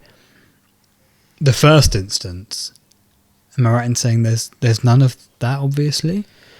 Yeah, not really. It happens after he stabs Johnnie Walker. I don't believe he killed him, but he believes he killed him, hence why he runs. And then he goes to the police to try and turn himself in, and then it's after that it happens, because he warns the police officer as he's leaving, the one who doesn't kind of believe him, that that's about to happen. So I think actually maybe something that having the two occurrences having similarity with each other is they happen shortly before Nakata leaves somewhere. So before he leaves Tokyo and before he leaves that kind of truck stop. Okay. So again, quite a literal pairing of the two that I'm making. But maybe in a literal way they just form distractions to aid him in leaving where he is, because he wants to get out of that truck stop area, because he wants to get to Takamatsu. He wants to actually, specifically, he wants to cross that big bridge, doesn't he? Yeah, you're right. Which is actually quite potentially an interesting metaphor I hadn't thought about before. Like Kafka travels through that forest, which acts actually as a sort of bridge between worlds. He's guided by the two soldiers, has the encounter with Johnnie Walker. Yeah, in a similar way, it does mirror or echo Nakata's experience. He crosses over that bridge, this time a literal one. He's guided by Hoshino. He's already had his own encounter with Johnnie Walker. So he doesn't come back. He dies. He doesn't kind of come back over that bridge. If we were to treat that bridge as something quite symbolic. Random question. Do you see Nakata post incident, as in post memory loss, Rice Bowl Hill, incident as being the same person as pre-incident. Do I see them as the same? I never thought about it, to be honest. I guess on the surface, yes, they're literally the same person, but they're obviously very different. You know, he wakes up not being able to read and write. That's obviously going to change his personality. Is going to change how he sees the world and interacts with people. I never really thought about it. I guess so. I guess I do see him as the same, but I guess maybe I might have a different answer if we knew him as a kid more. Sure. Pre-coma. Sure. I think probably all one can do is speculate, given the information we're presented with. Do you think there's a distinct difference? There's like a change that comes over him? Maybe like a spiritual one? Perhaps. I think I was most obviously just looking at, okay, beforehand, he's seemingly lived this life up to this certain age, seemingly done well at school and blah, blah, blah. Afterwards, he doesn't have any recollection of any of that, I believe. And yeah, just was kind of entertaining the idea of some other spirit or something passing into his body during that coma, which therefore might kind of lead to why he then goes on to attempt to carry out these functions that he's carrying out. I mean, it might be. I mean, it's quite far fetched, and again, I'm not sure it necessarily matters, but I guess maybe it's theoretically possible because sure, Nakata seems to. I mean, obviously, physically, his family would still think he was him, right? He'd still, they'd know he'd had all this memory loss, so they wouldn't expect him to remember anything from prior to the incident. Sure, so older Nakata talks about, how he was relatively intelligent, whatever, and doing well at school before the incident, but presumably someone told him that. Yeah. If he didn't remember anything from beforehand. So yeah, I mean, again, I don't think it matters, but it just kind of... No, it's interesting. I guess given all the talk about, these sort of agents of fate with the Colonel Sanders apparition and Johnnie Walker, and the fact that Nakata seemingly has these supernatural powers in some way, or these different abilities. Whether there was a possibility that there could be some other similar spirit or being that's crossed over somehow and is well, it makes me think of Kafka and The Boy Named Crow. For Nakata, we aren't aware of this other voice, this other kind of guiding spirit in him. We are aware of that in Kafka, if we think of A Boy Named Crow. Sure. Like that. But yeah, perhaps he has something like that we aren't kind of privy to hearing directly. But maybe that's what's instructing Nakata, telling him what he needs to do, where he needs to go, kind of telling him, he's found what he's looking for when he sees it, like when he searches for what turns out to be the library. Maybe he has something like The Boy Named Crow that Kafka has. I guess we don't see what brings that about in Kafka. We don't see how he came to start to hear that voice or come to know this other figure, the Boy Named Crow. Sure. Yeah, I almost saw that as more an aspect of his personality that developed. But maybe it was like a defense mechanism, or like this voice that kind of tells him what he needs to hear, gives him not only gives him bravery, but encourages him to be brave. Yeah, to be brave and to... Because you need to be the toughest 15-year-old. Exactly, yeah. Actively encourages him to get stronger and to face up to things.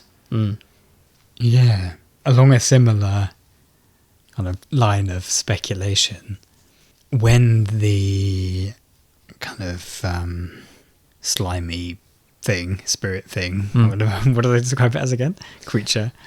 Yeah. I mean, because I know with the chapter where the cat was talking to Nakata, let me see if, just in the background, if I can find a description of it, but do carry on.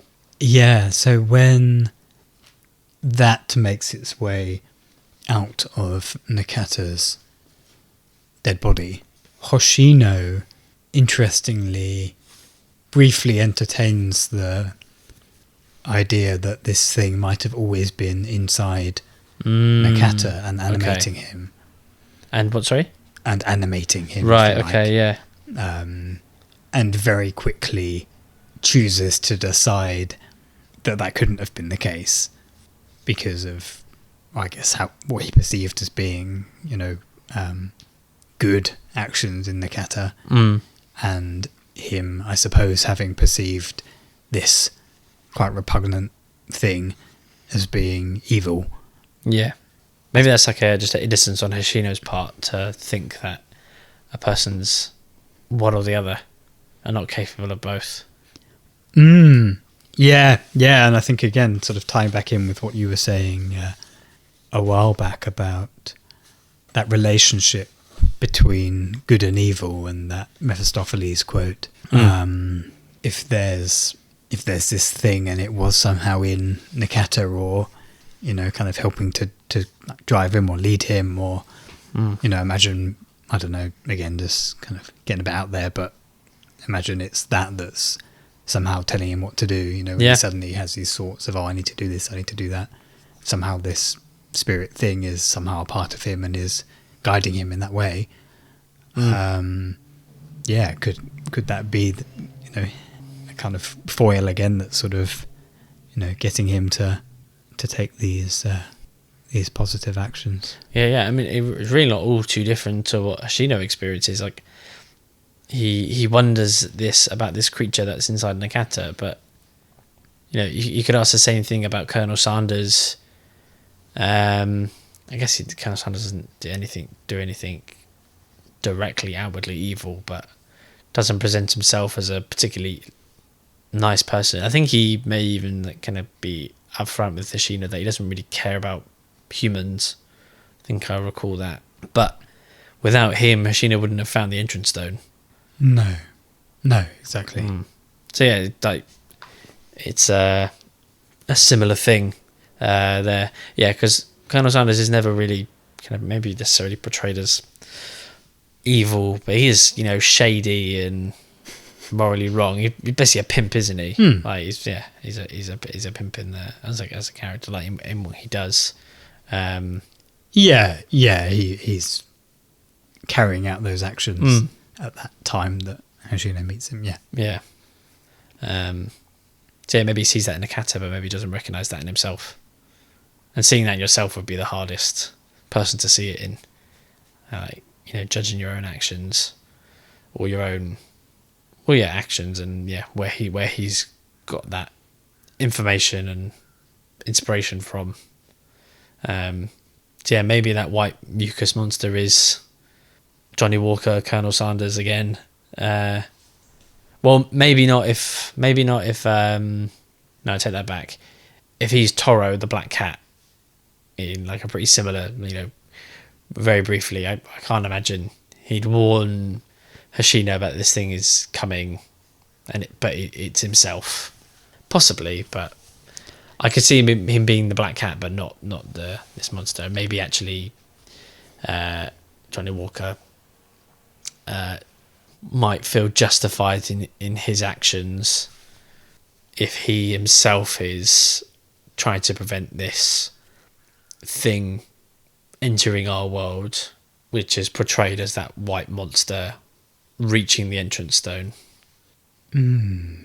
Justified in what actions in particular? What he does, like as Johnnie Walker, the cats he kills, what he does to Nakata, like convincing Nakata to stab him, thinking he's killed him, the toll that has on him. Maybe the actions as Colonel Sanders, but those aren't as bad. Like Colonel Johnnie Walker torments Kafka in the forest. Yes. Yeah, that's true. What do you think about the potential relationship between Kafka's father and Johnnie Walker in terms of factually Koichi Tamura, to say Kafka's father, ends up dead in his house, seemingly because Nakata seemed to stab him, maybe. Certainly stabbed someone, I think, do they actually say it's the same house and similar? I mean, it's very heavily implied, so I think it's fair to assume that it is. Yeah, I think I remember it being pretty clear it's the same house. Yeah. I think Kafka reads in the newspaper that it is his house. There might even be a picture. Sure, but I guess he doesn't know it's the same house that Nakata was in necessarily, does he? Oh, no, true. He doesn't know that. But anyway, it's certainly heavily implied that it is. Yeah, what do you think's going on there? What's is Johnnie Walker actually anything to do with Koichi in the slightest? Is he actually, given what we've been saying before about describing him as one of these agents of fate, almost, well, potentially even being one in the same with the Colonel Sanders figure, or at the very least being a similar kind of being, even if they're not exactly the same thing, if they're kind of similar beings, then is Johnnie Walker, in some way like animating Koichi? Is he somehow kind of basically encouraging Koichi's death, almost in order to, again, if his job is to make sure that things play out how they should, or whatever those kind of words are. Yeah. If he's almost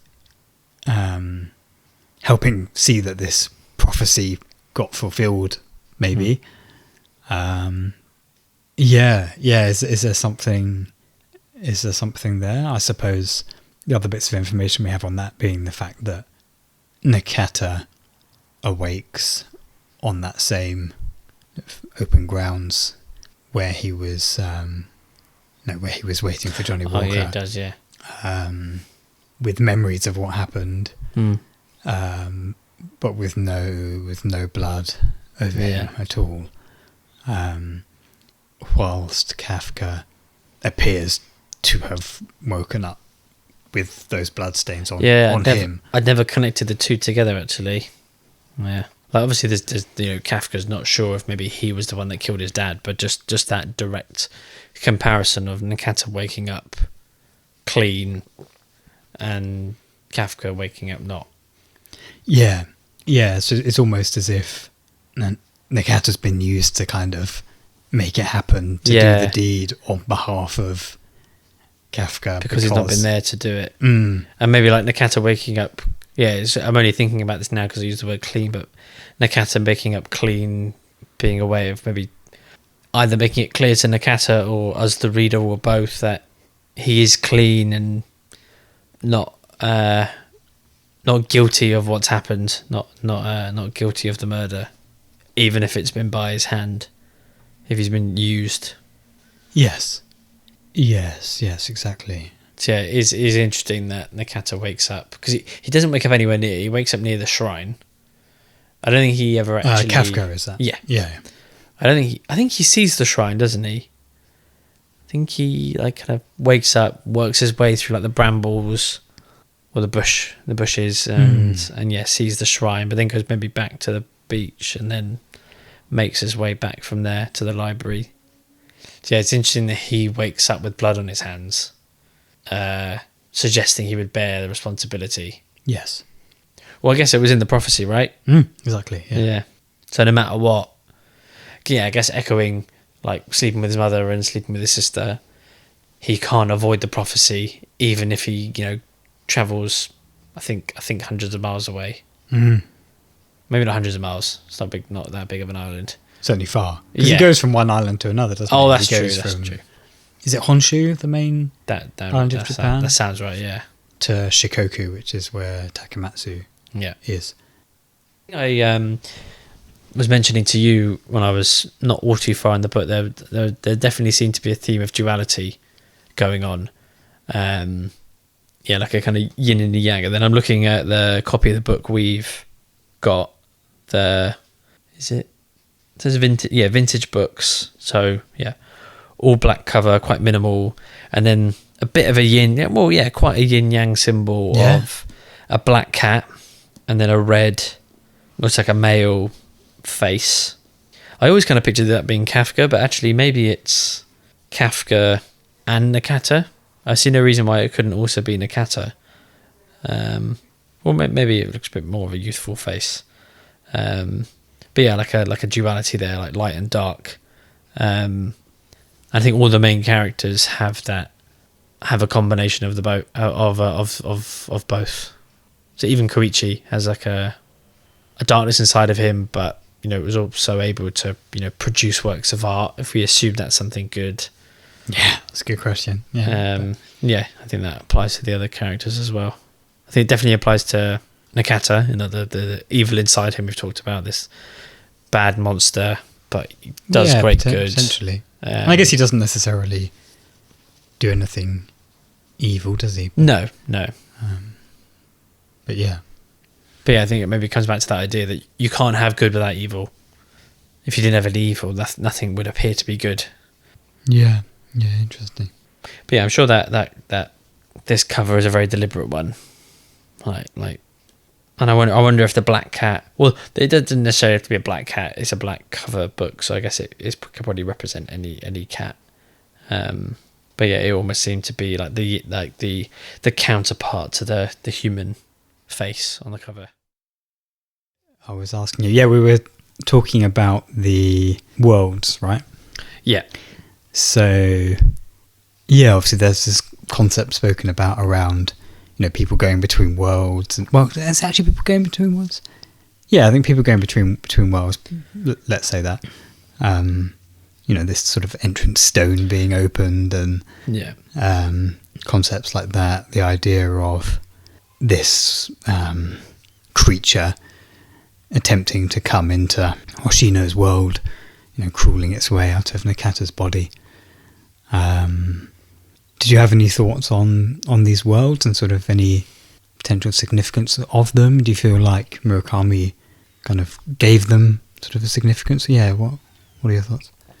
I definitely saw them as two different worlds.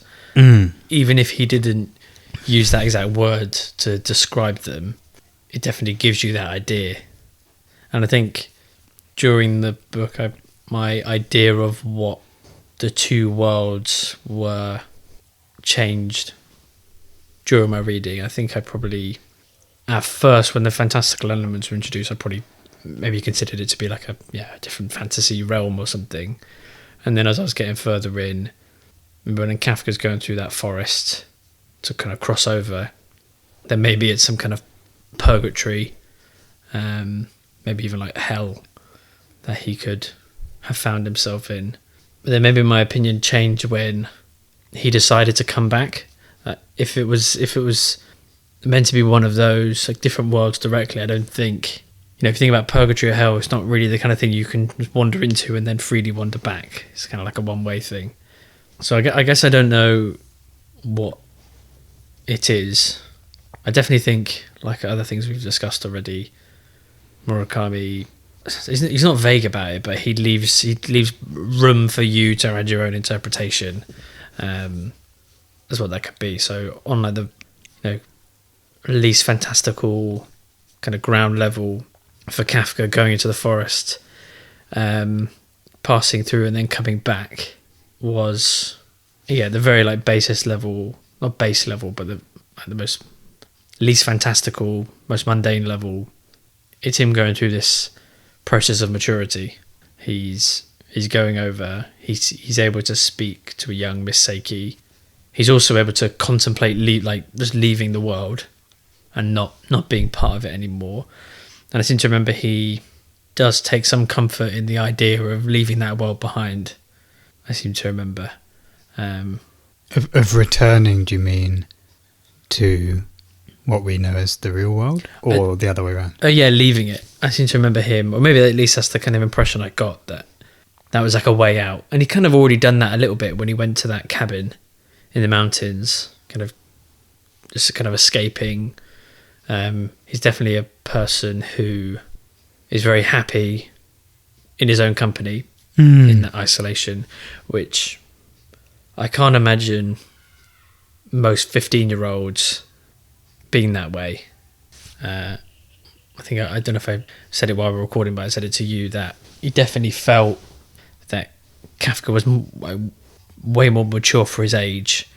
I don't know any 15-year-olds, but I would imagine those that do like solitude probably don't like it for the same reasons Kafka would. There's gonna be someone out there that does fit that description, but yeah, I think that's quite a rare thing, I would imagine.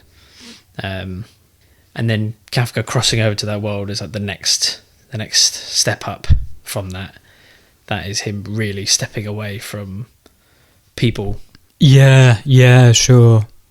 Yeah, that makes sense, because I think we talked before about Oshima telling Kafka that this forest was almost a sort of labyrinthine extension of himself, didn't he, in a way? Like by exploring the forest, you can kind of see it as exploring your inner workings, your psyche, etc. And so what you said there, I think, fits with that. It also potentially fits nicely with the idea of Miss Saeki opening the entrance. Okay. And you'll have to remind me exactly, or we can check what order these events happen in. But can you remember when she suggested that she had opened this specific... Yeah, go on. I was going to say, she definitely... I don't know if this is the first time, but she definitely confirms it when she meets Nakata, which is very near the end of the book, right before she dies. I think it was in a conversation with Kafka that is quite implied. I don't know if they explicitly talk about the entrance stone. Mm-hmm. Yeah, I was just wondering if it was, what's the word? Almost an analogy to,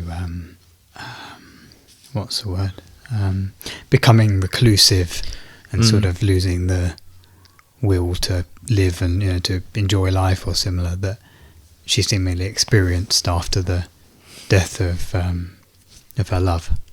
Yeah, maybe there's a connection there, or something that all the characters that interact with that other realm share in common. So yeah, Miss Saeki is kind of just going through the motions of life because she lost the man she loved. Yeah. Didn't want to kill herself. Didn't see that as what she wanted to do. But she was just kind of was waiting. Yeah.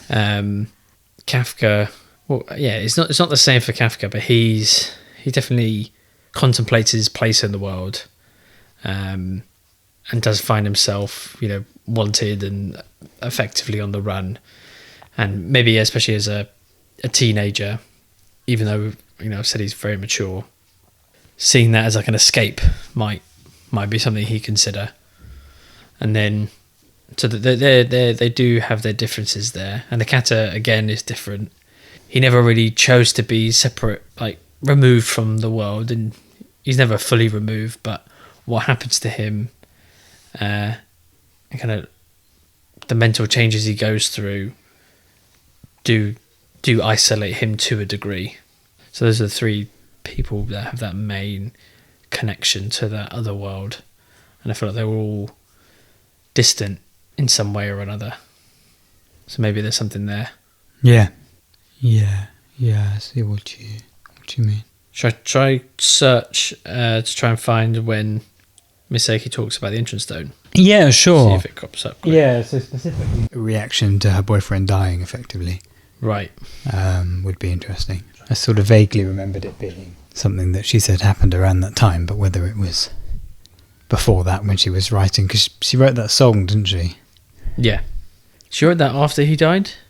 Maybe not long after? Or was no, it before? I think it was before. Oh, because she became quite well known from it. Yeah, I think she wrote it. I think when he was away at uni or whatever. Yeah, and they were right, apart. I think she mentioned that, and ends up doing really well from it. Yeah. So beginning of chapter 25, Kafka's kind of in like a light sleep, waiting for the girl to appear in his room, like the kind of ghostly figure. Yeah. So page 266, Kafka comes and talks to Miss Saeki. I think he brings her coffee. So Miss Saeki says to him, "You ran away from home, didn't you?" "Yes, I did." "Was there some reason that you had to do that?" I shake my head. What should I say? Miss Saeki picks up the cup and takes a sip while she waits for my answer. And Kafka says, "I felt that if I stayed there, I'd be damaged beyond repair," I say.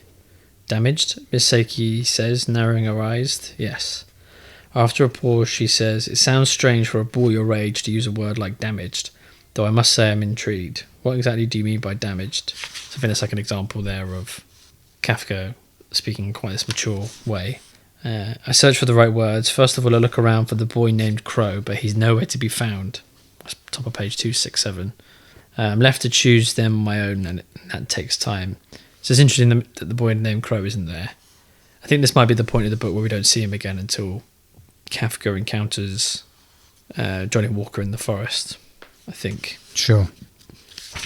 So a little bit further, like nearer the end of page 267, Miss Saeki, "When I was 15, all I wanted was to go after some other world, a place beyond anybody's reach, a place beyond the flow of time. But there's no place like that in the world."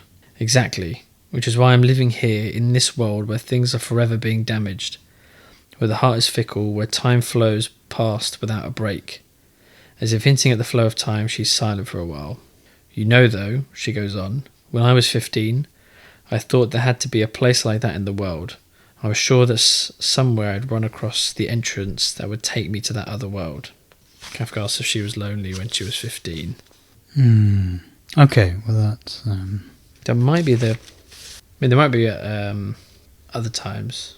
Well, going back to my supposition, I suppose it doesn't necessarily matter if it was before or after her boyfriend's death. I mean, it sounds like she was lonely, somewhat. Yeah, she was lonely before he died, but when he moved away, I remember her talking about that. Yeah, and her saying there, okay, she wanted to, find some other world to escape off into. So, yeah, I suppose whether that was due to the kind of loneliness beforehand and then after the event, she then perhaps retreated more there, spent more time in this kind of other world, if you like, kind of reserved and within herself and, not really living. After that, or whether she only kind of, went there after the death. I suppose it doesn't necessarily matter so much. But I suppose it's also possible that the other world that we see, we see it from Kafka's perspective. It might be that it's not the same world that everyone else sees.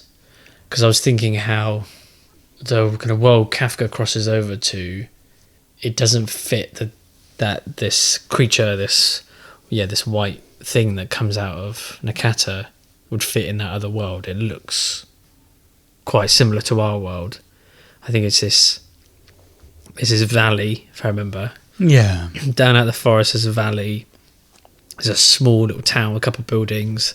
I think like electricity pylons are described passing through this very small town. It all seems quite comprehensible.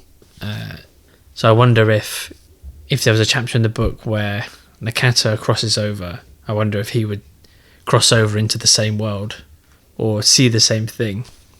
So maybe there's definitely something between, like, connection between this other world and like a feeling of wanting to escape. Yeah. So I wonder if that could potentially look different to different people. I think quite likely, yeah.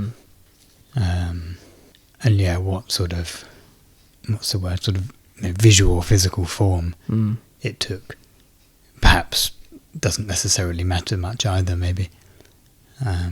Maybe it's a reflection of not necessarily where you'd want to escape to, but possibly a reflection on who that person is. So I know I can maybe test this idea out, is where Kafka finds himself, does it fit in with the kind of person he is? Maybe it's quite a quiet place, fairly isolated, which is actually we've talked about this. It's he finds comfort in those settings. So the library, the cabin. So maybe that's why this world he crosses over into is like that. Yeah, true.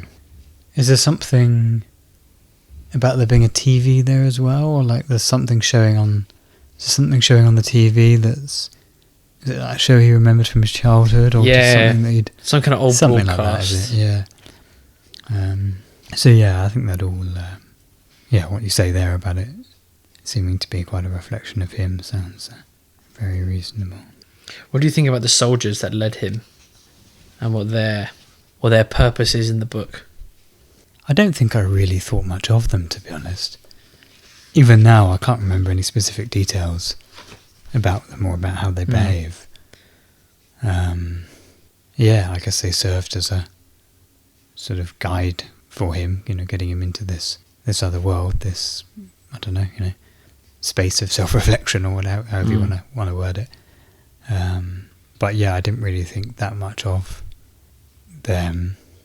I know there was talk about these rumours of them getting lost there after some, training drill and all this kind of things. But what about you? Do you have any thoughts about them? So I was surprised. I was trying to read the blurb of the book, but Murakami might not have written the blurb himself. But those soldiers I mentioned. So the last little paragraph of the blurb of the vintage books copy: as their parallel odysseys unravel, cats converse with people, fish tumble from the sky, a ghost-like pimp deploys a Hegel-spouting girl of the night, a forest harbours soldiers apparently unaged since World War II. So maybe they're just kind of picked out there for the intriguing, fantastical elements of the book. But yeah, I would expect that they're there for a reason. Maybe they're just these ferrymen between world, and Murakami just liked the idea of someone being guided through it, like Greek mythology and because the book That's already nice. touches on mythology, so maybe it's echoing that. From memory, they kind of chose to get lost. If I remember right, they basically wandered off on the training exercise and almost allowed themselves to get lost because they didn't want to be soldiers. They didn't want to be in a war. They were conscripted, or whether the correct term is for them, from what I remember. And yeah, they seemed happy, content maybe is a better word, in that forest. And they don't go with Kafka down into the valley, which, maybe I'm connecting the wrong things together, but to me seems to back up the idea that different people would see different things when they crossed over.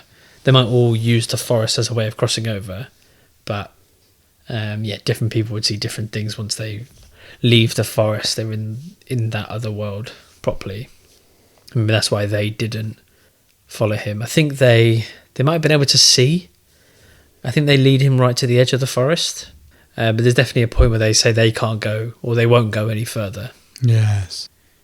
Yeah, sure. So that's almost Kafka's entrance stone, if you will, perhaps. Yeah. That sort of entrance to the forest. Huh? Yeah. Maybe. Yeah, okay. Or maybe, are you saying maybe the forest is his entrance stone? Because it might be the soldiers. Yeah, in or a sort way. of combination. Yeah. Yeah, the soldiers. Yeah, that's reasonable. One thing that I liked that they threw in at the end, and I haven't really thought about it much so far, but that's Oshima's brother, Sada. The guy who runs his surf shop. Yeah.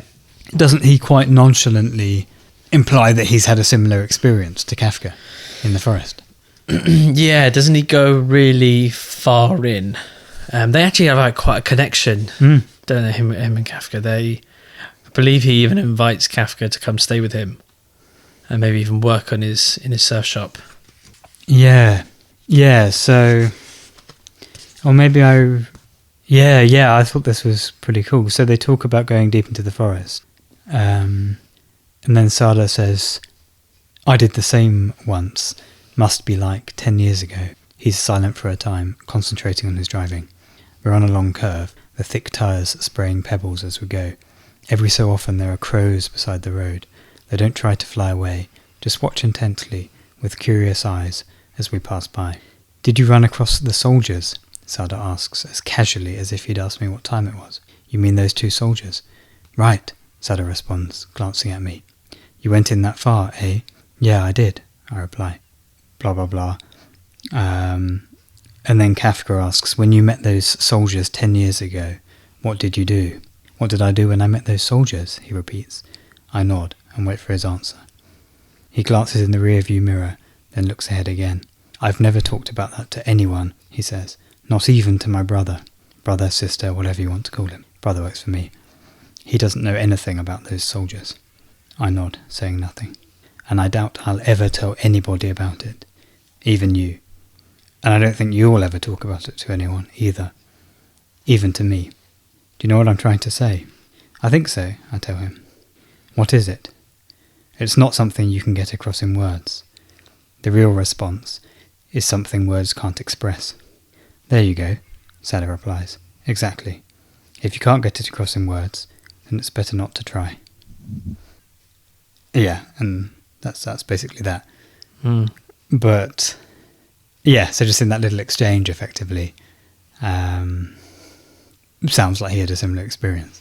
Yeah, and recognised in Kafka that he had, and it wasn't the first time he met him. Maybe it was the first time he met him. I think it might. Did he only see him once? I thought maybe he so. came to the cabin once before, but no, maybe he just came and picked. Yeah, sorry, yeah, no, he came to take Kafka back to the library. Yeah, I think that's right.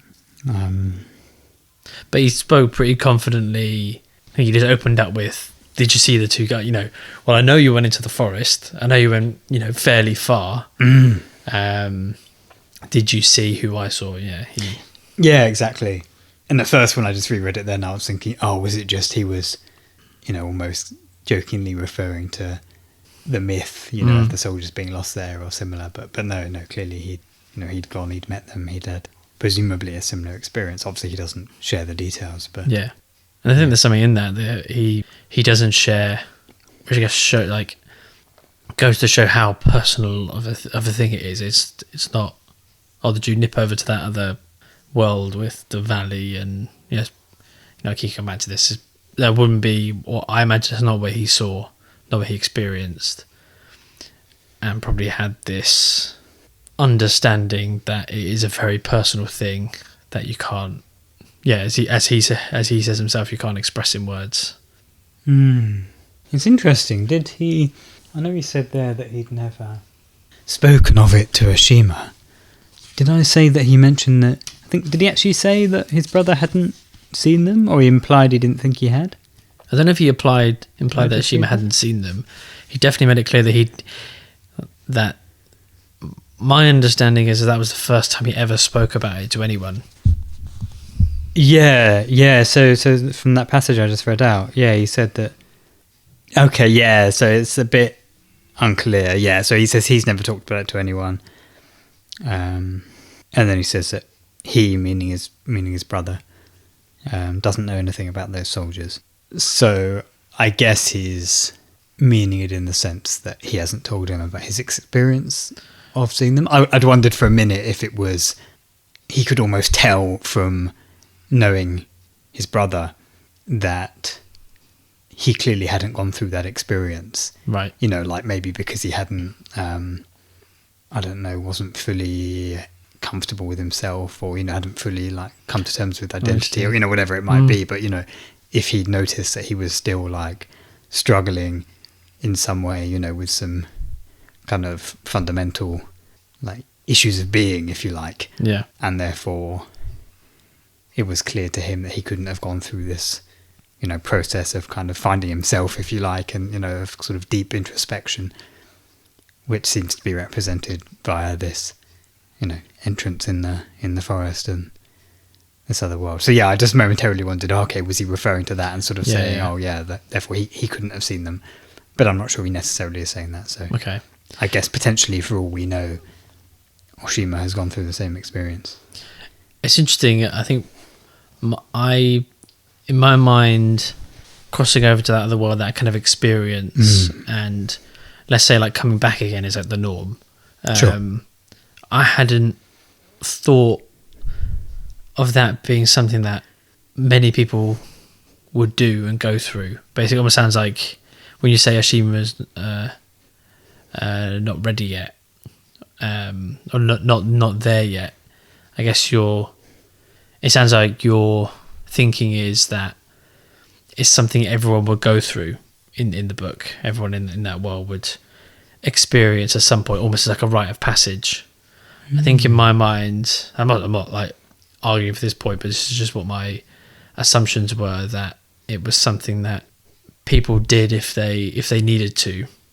It's like a way of getting past a certain point. No, I think I see it similarly. Okay, yeah. I guess maybe then, you're saying that with Hashima not being ready, kind of suggests that he is also someone, I think I would agree, as someone who could benefit from that, some kind of experience like that, like a milestone moment. Possibly, yeah, possibly. I mean, he seemed very together in a lot of ways.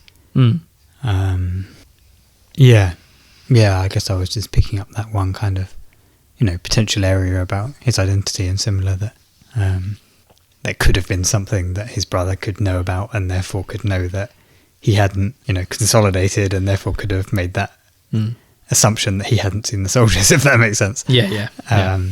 But yeah, none of that necessarily would need to be the case. Yeah, it's possible, like you say, he wouldn't actually have a need to go through it.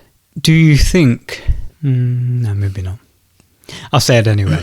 When it's talked about Miss Saeki having effectively disappeared for however many years. Oh, yeah. She leaves Takamatsu and so on. And obviously she talks about having a want for this other world and, seemingly having accessed it. Do you think that therefore implies that she got to her equivalent of Kafka's inner forest valley location and chose not to leave? Interesting. I didn't know about that. For 30 odd years. Yeah, I completely believe that. I wonder what would be on the other side of the forest for her. The shore, perhaps. Yeah. Who knows? Yeah, exactly. Oh, very interesting. Yeah. I hadn't thought about that. Yeah, like where she'd been. No. Yeah, no, it just came to my mind as we were talking about it, but it certainly got a sort of slight poeticness to it. Hasn't it? Yeah. It feels quite nice. Absolutely, yeah. Again, almost doesn't matter if it's, what I mean. As we said before, one can't really be sure, what the intention is, but it's nice to think of that as a possibility. But again, she talks about having written a book on lightning and whatever else, and potentially she went and had kids, and who knows. So, Yeah. but yeah, no, I thought that was nice. Oh no, that's a very interesting thought. Yeah, I think as I said before, I definitely want to reread it at some point. I'm trying to think of what I would kind of be on the lookout for on a reread. Yeah. There's something nice about when you're rereading where you know the plot and you're less worried about kind of following where things are going.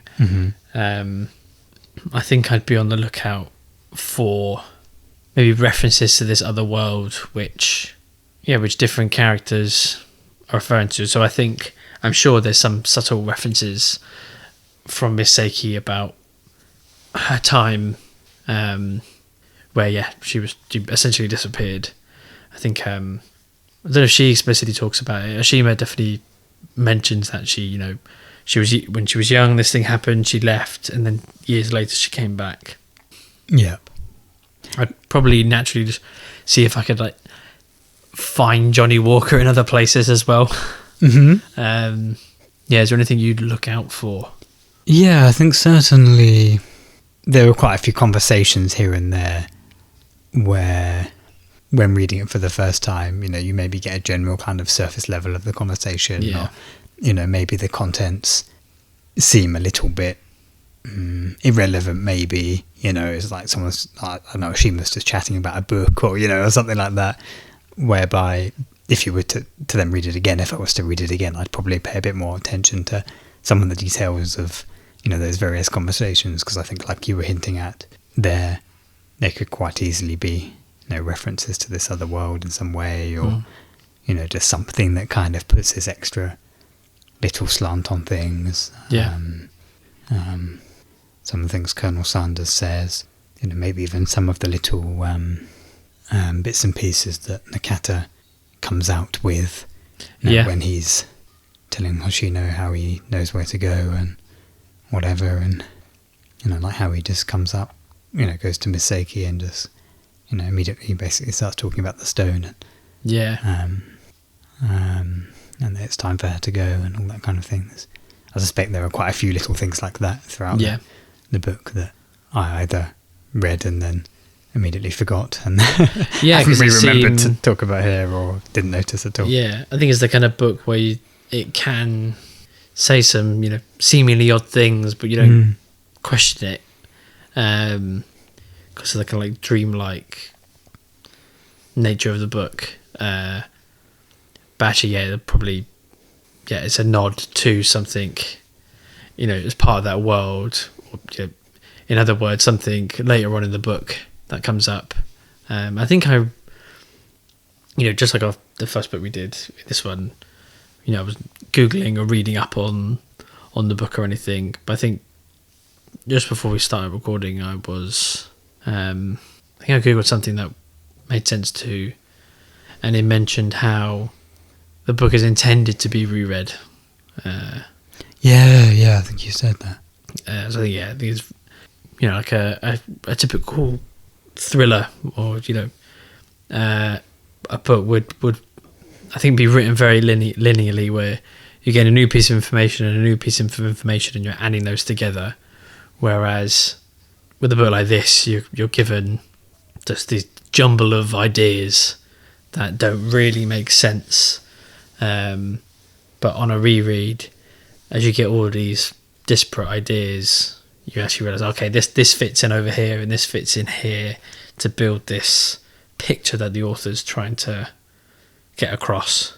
Like early on, there's probably a reference to the other world, to like a prophecy, these things that you just can't know in the first time that you read it, which I think adds something to both reads. Like the first read, it is a bit mysterious, which I quite like. I think I've learned to be comfortable reading something and I don't fully understand what's going on. Maybe you're never meant to, maybe you're meant to interpret it, maybe it gets explained later, and then there's that enjoyment on the second read is, oh, okay, now I know what this means, and I know the point of this.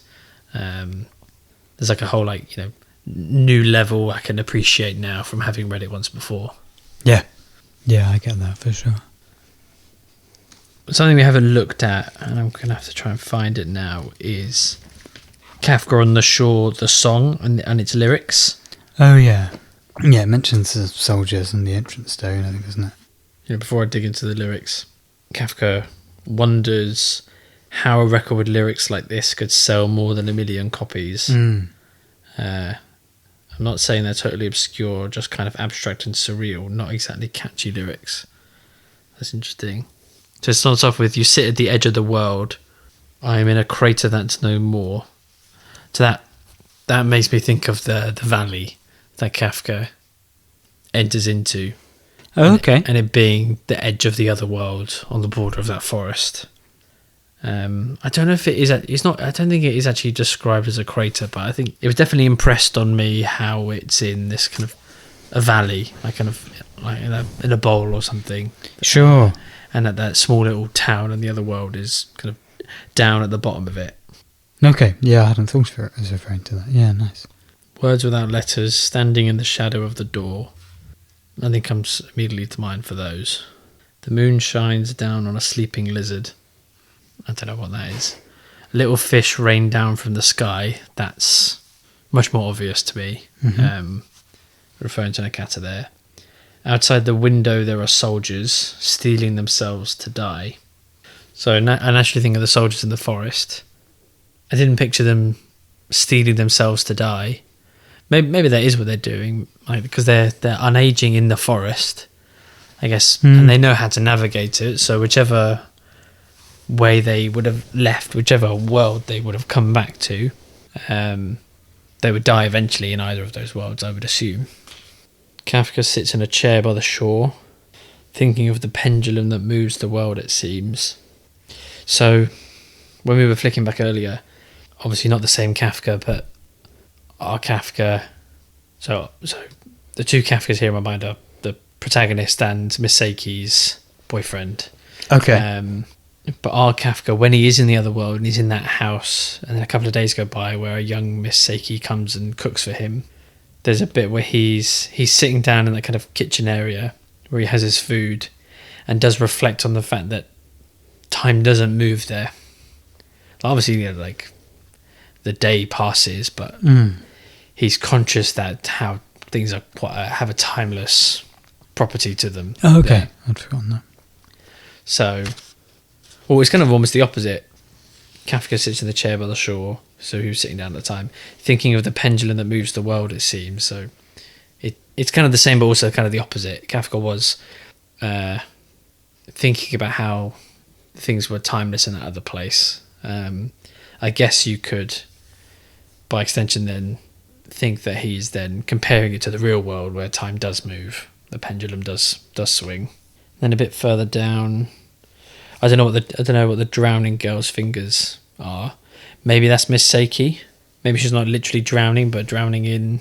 Well, I have to remind myself that she wrote this song before he died. But maybe she's drowning in loneliness because he's gone. Yeah. Search for the entrance stone and more. And then it mentions her azure dress, which I think fits with what the vision Kafka sees of her as a 15-year-old. I think she's in a blue. I don't think he describes it as azure, but I think he says blue dress. When your heart is closed, the shadow of the unmoving sphinx becomes a knife that pierces your dreams. Had you come across a sphinx, or any reference to a sphinx in this? No, I don't think so. The only thing it immediately makes me think about is Oedipus. Okay. Did I mention that much before? I think I mentioned it briefly. So the Greek, because I don't think we've gone through it. No. So just very briefly. So the Greek myth of Oedipus. See if I can do it in under 60 seconds. The version I've read, and the version I've read, effectively there's a king and queen in Thebes, in Greece. They have a son. The king hears some prophecy that his son's going to kill him, so they effectively leave him to die, like tie him up somewhere and nail him to a rock or something similarly unpleasant. He gets rescued. He gets brought up in neighbouring Corinth, I think it is, with different royalty. I think lives a nice life till he's a teenager. He then hears a prophecy that he's going to kill his father and be with his mother, and he's so disgusted by this idea that he basically runs away. He thinks, let's put as much distance between myself and them as possible. Very much like Kafka at the start of this book. Yeah, perhaps. And he wanders a bit. He ends up going towards Thebes. Not knowing that that's where his parents live? Correct, yeah. So at this point he doesn't know that he was adopted.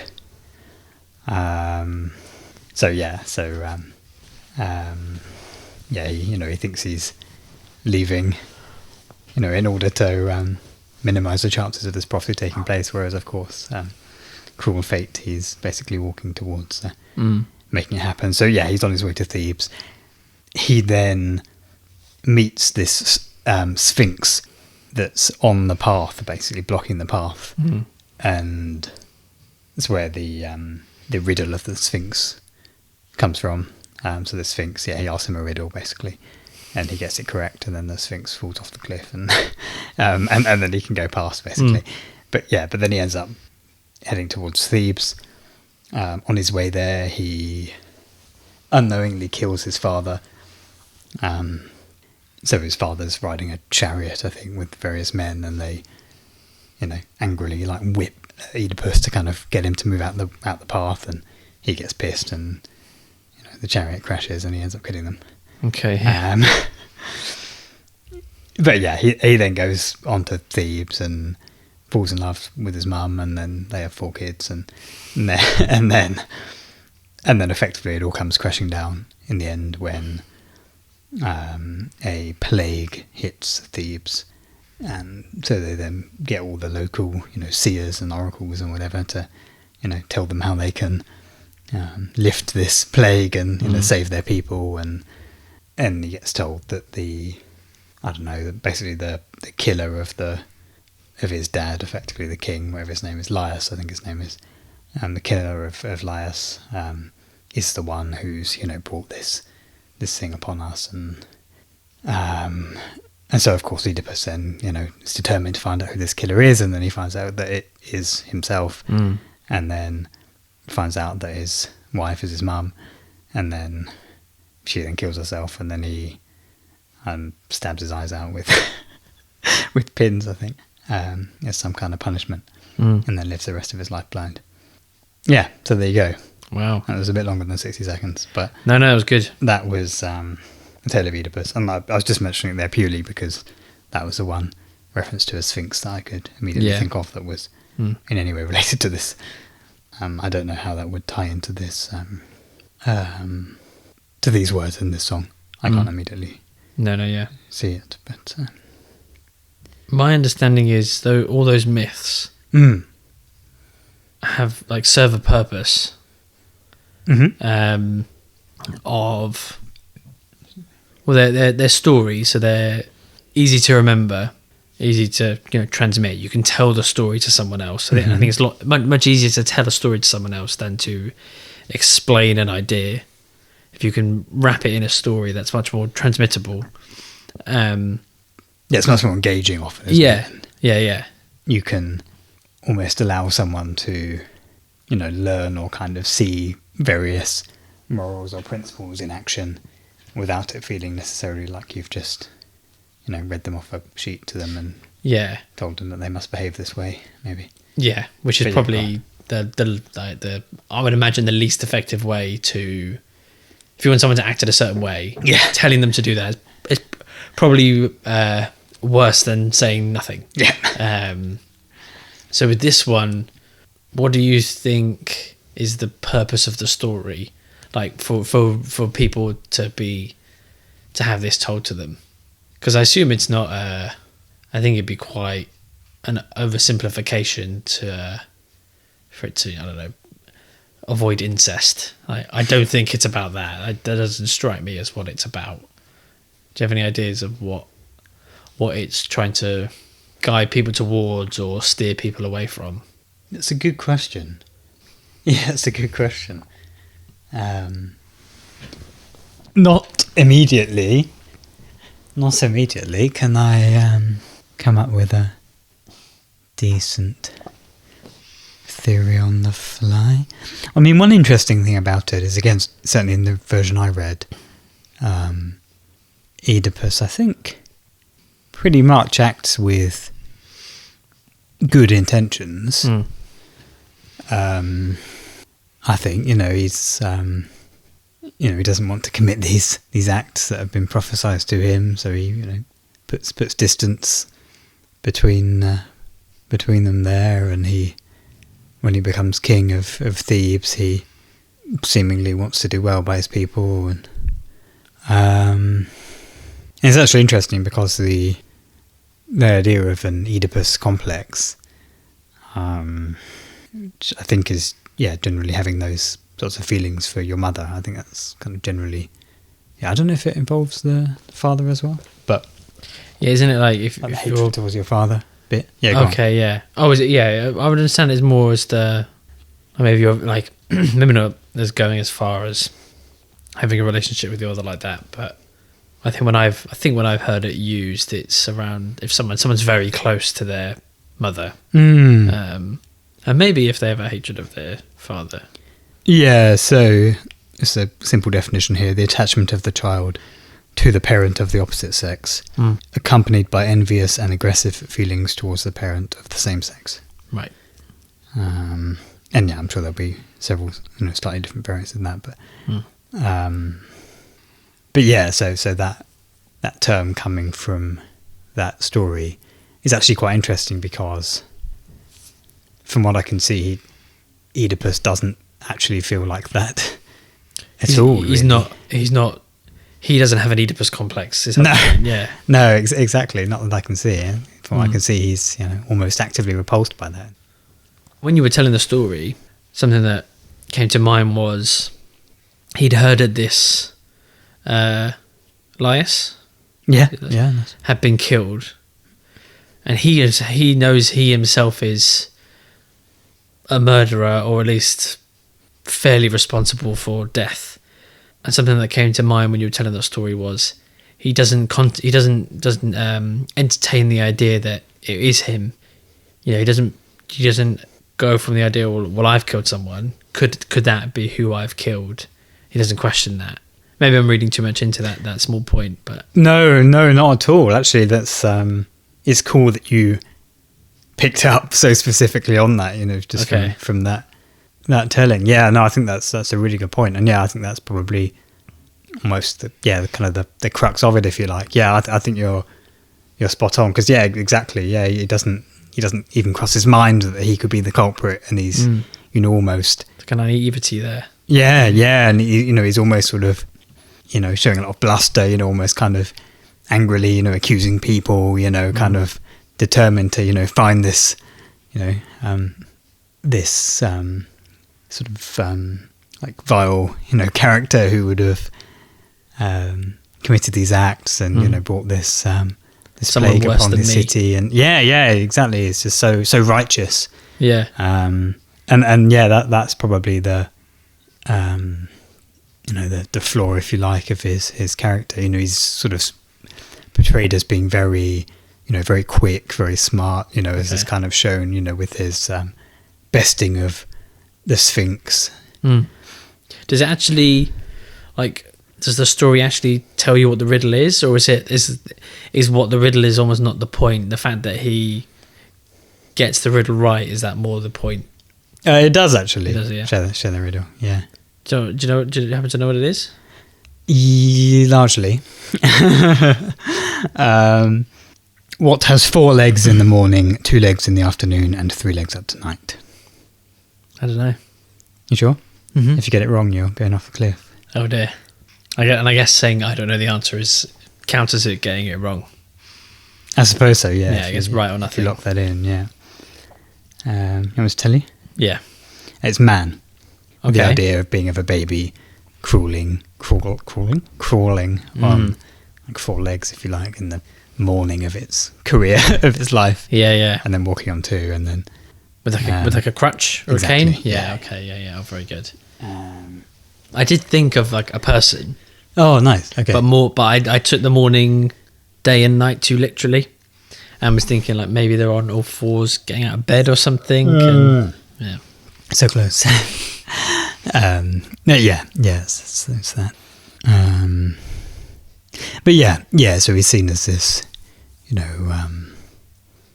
quite sort of headstrong, intelligent. Yeah. Maybe full of himself. Okay.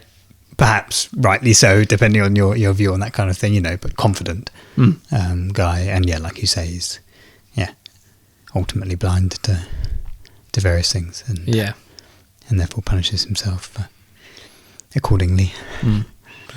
And when he leaves his home upon hearing the prophecy, when he leaves home, I think you touched on this.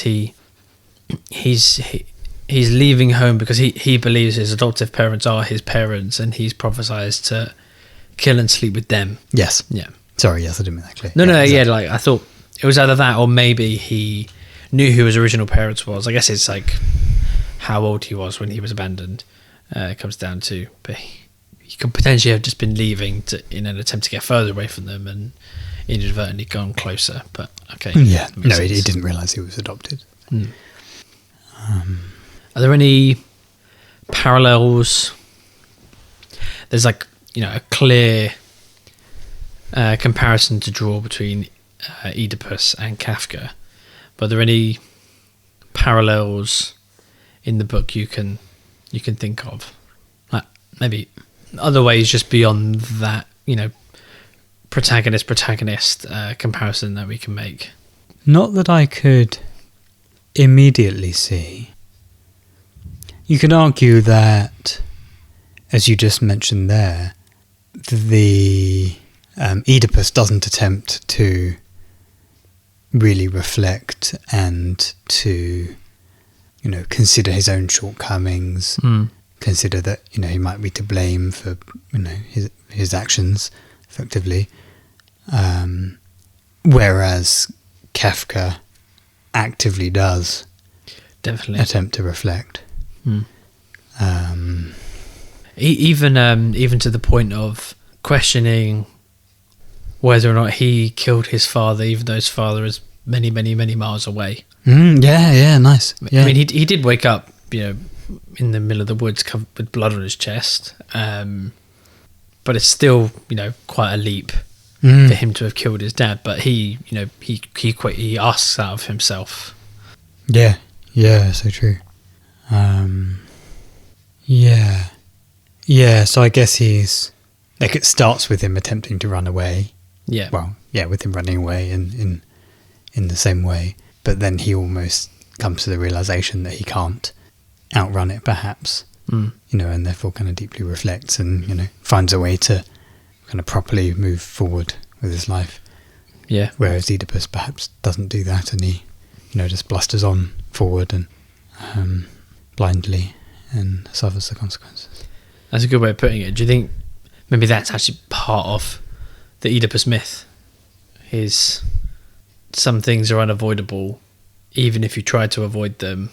So best, look out for them and deal with them properly, as opposed to trying to avoid them.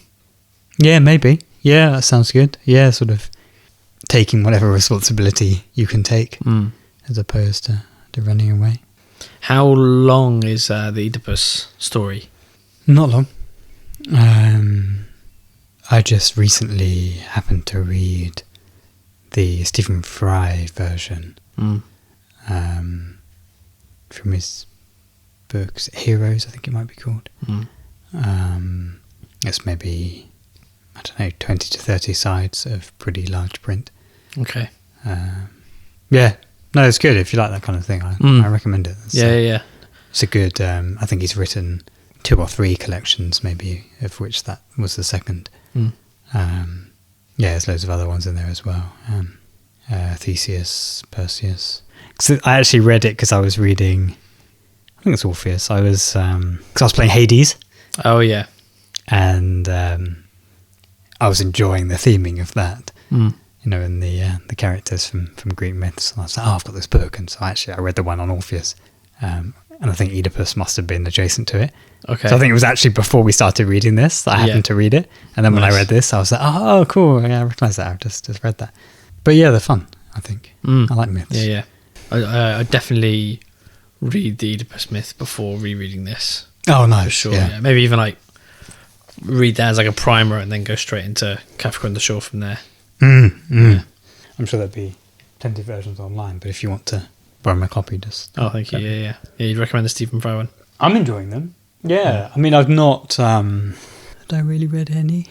Yeah, I don't think I'd really read any tellings by another author. So I don't really have anything to compare them to. Yeah. But he's... he tells them with a sort of, as you might expect from him, really, a sort of slight kind of wit and... makes them entertaining.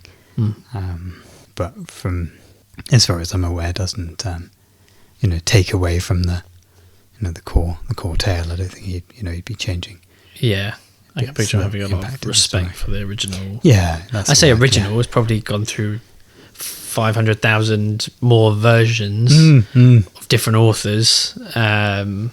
But yeah, I imagine him having a lot of respect for kind of what we know of it today. Yeah, it's a good word. Yeah, as you should, I guess, when dealing with anything that's undergone many years of telling. Yeah. Well, one thing that's in chapter 19 that's interesting that we haven't talked about, I think we did when we were still in the process of reading the book, and kind of share a chuckle over the two women that come to visit the library. Quite high and mighty. They found something that they see as wrong. Yeah. Which Oshima, kind of not dismisses but challenges in quite a witty way. I think he says that so there's no separate woman's toilet. Yep. So Oshima suggests that they go to Boeing because a Boeing 747 doesn't have a separate women's toilet, and essentially a Boeing 747 is bigger than the library. So I guess he's not saying they're wrong. It's a valid point, but in reality, not feasible. Splitting hairs, like down at the level of what they're finding and complaining about. Like he has a point that they would better spend their time if they really believe that was something that should change, to get a big company to change as opposed to a little library that's runs off of a not charity, but I think it's donations from the family, isn't it? Yeah. I think he primarily really dislikes their attitude. And then he says something interesting afterwards. He goes on to describe them. So he says, only people who've been discriminated against can really know how much it hurts. Each person feels the pain in his own way. Each has his own scars. So I think I'm as concerned about fairness and justice as anybody.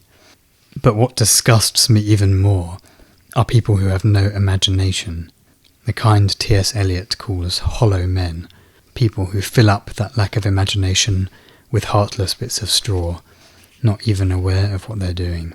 Callous people who throw a lot of empty words at you, trying to force you to do what you don't want to do, like that lovely pair we just met. And yeah, he just goes on to say, what I can't stand are hollow people. Which I quite liked, actually. That's probably one of the... I always felt like maybe it was one of the few times I felt like, well, it's just a hunch, just an idea, but maybe that's kind of Murakami speaking to us directly through one of the characters. I could believe that that's his opinion. It'd be hard for him to not feel that way, I think. You think? Well, as in, given he's written it in the book from one of his characters. Right, yeah. Oh, no, maybe that's doing him a disservice. Obviously he's an author, like he could of course write good characters and give them different viewpoints, but I don't know, it's just something about subtle, that. And it's specific, and it's detailed, it's passionate. It would be, you'd expect that to align with what the author feels. Yeah, it would be, I don't know if it would be hard to do that. I think it would be hard to do, have you heard of the expression like steel manning? Yes. It's like, to like steel man that point of view, like the opposite of straw manning. Like if you really didn't believe that, could you bring yourself to produce a work which portrayed that viewpoint, in a positive light, which almost actively sold that viewpoint, if you didn't feel that way? Very good. Okay. Cool. Should we wrap up there? Yeah.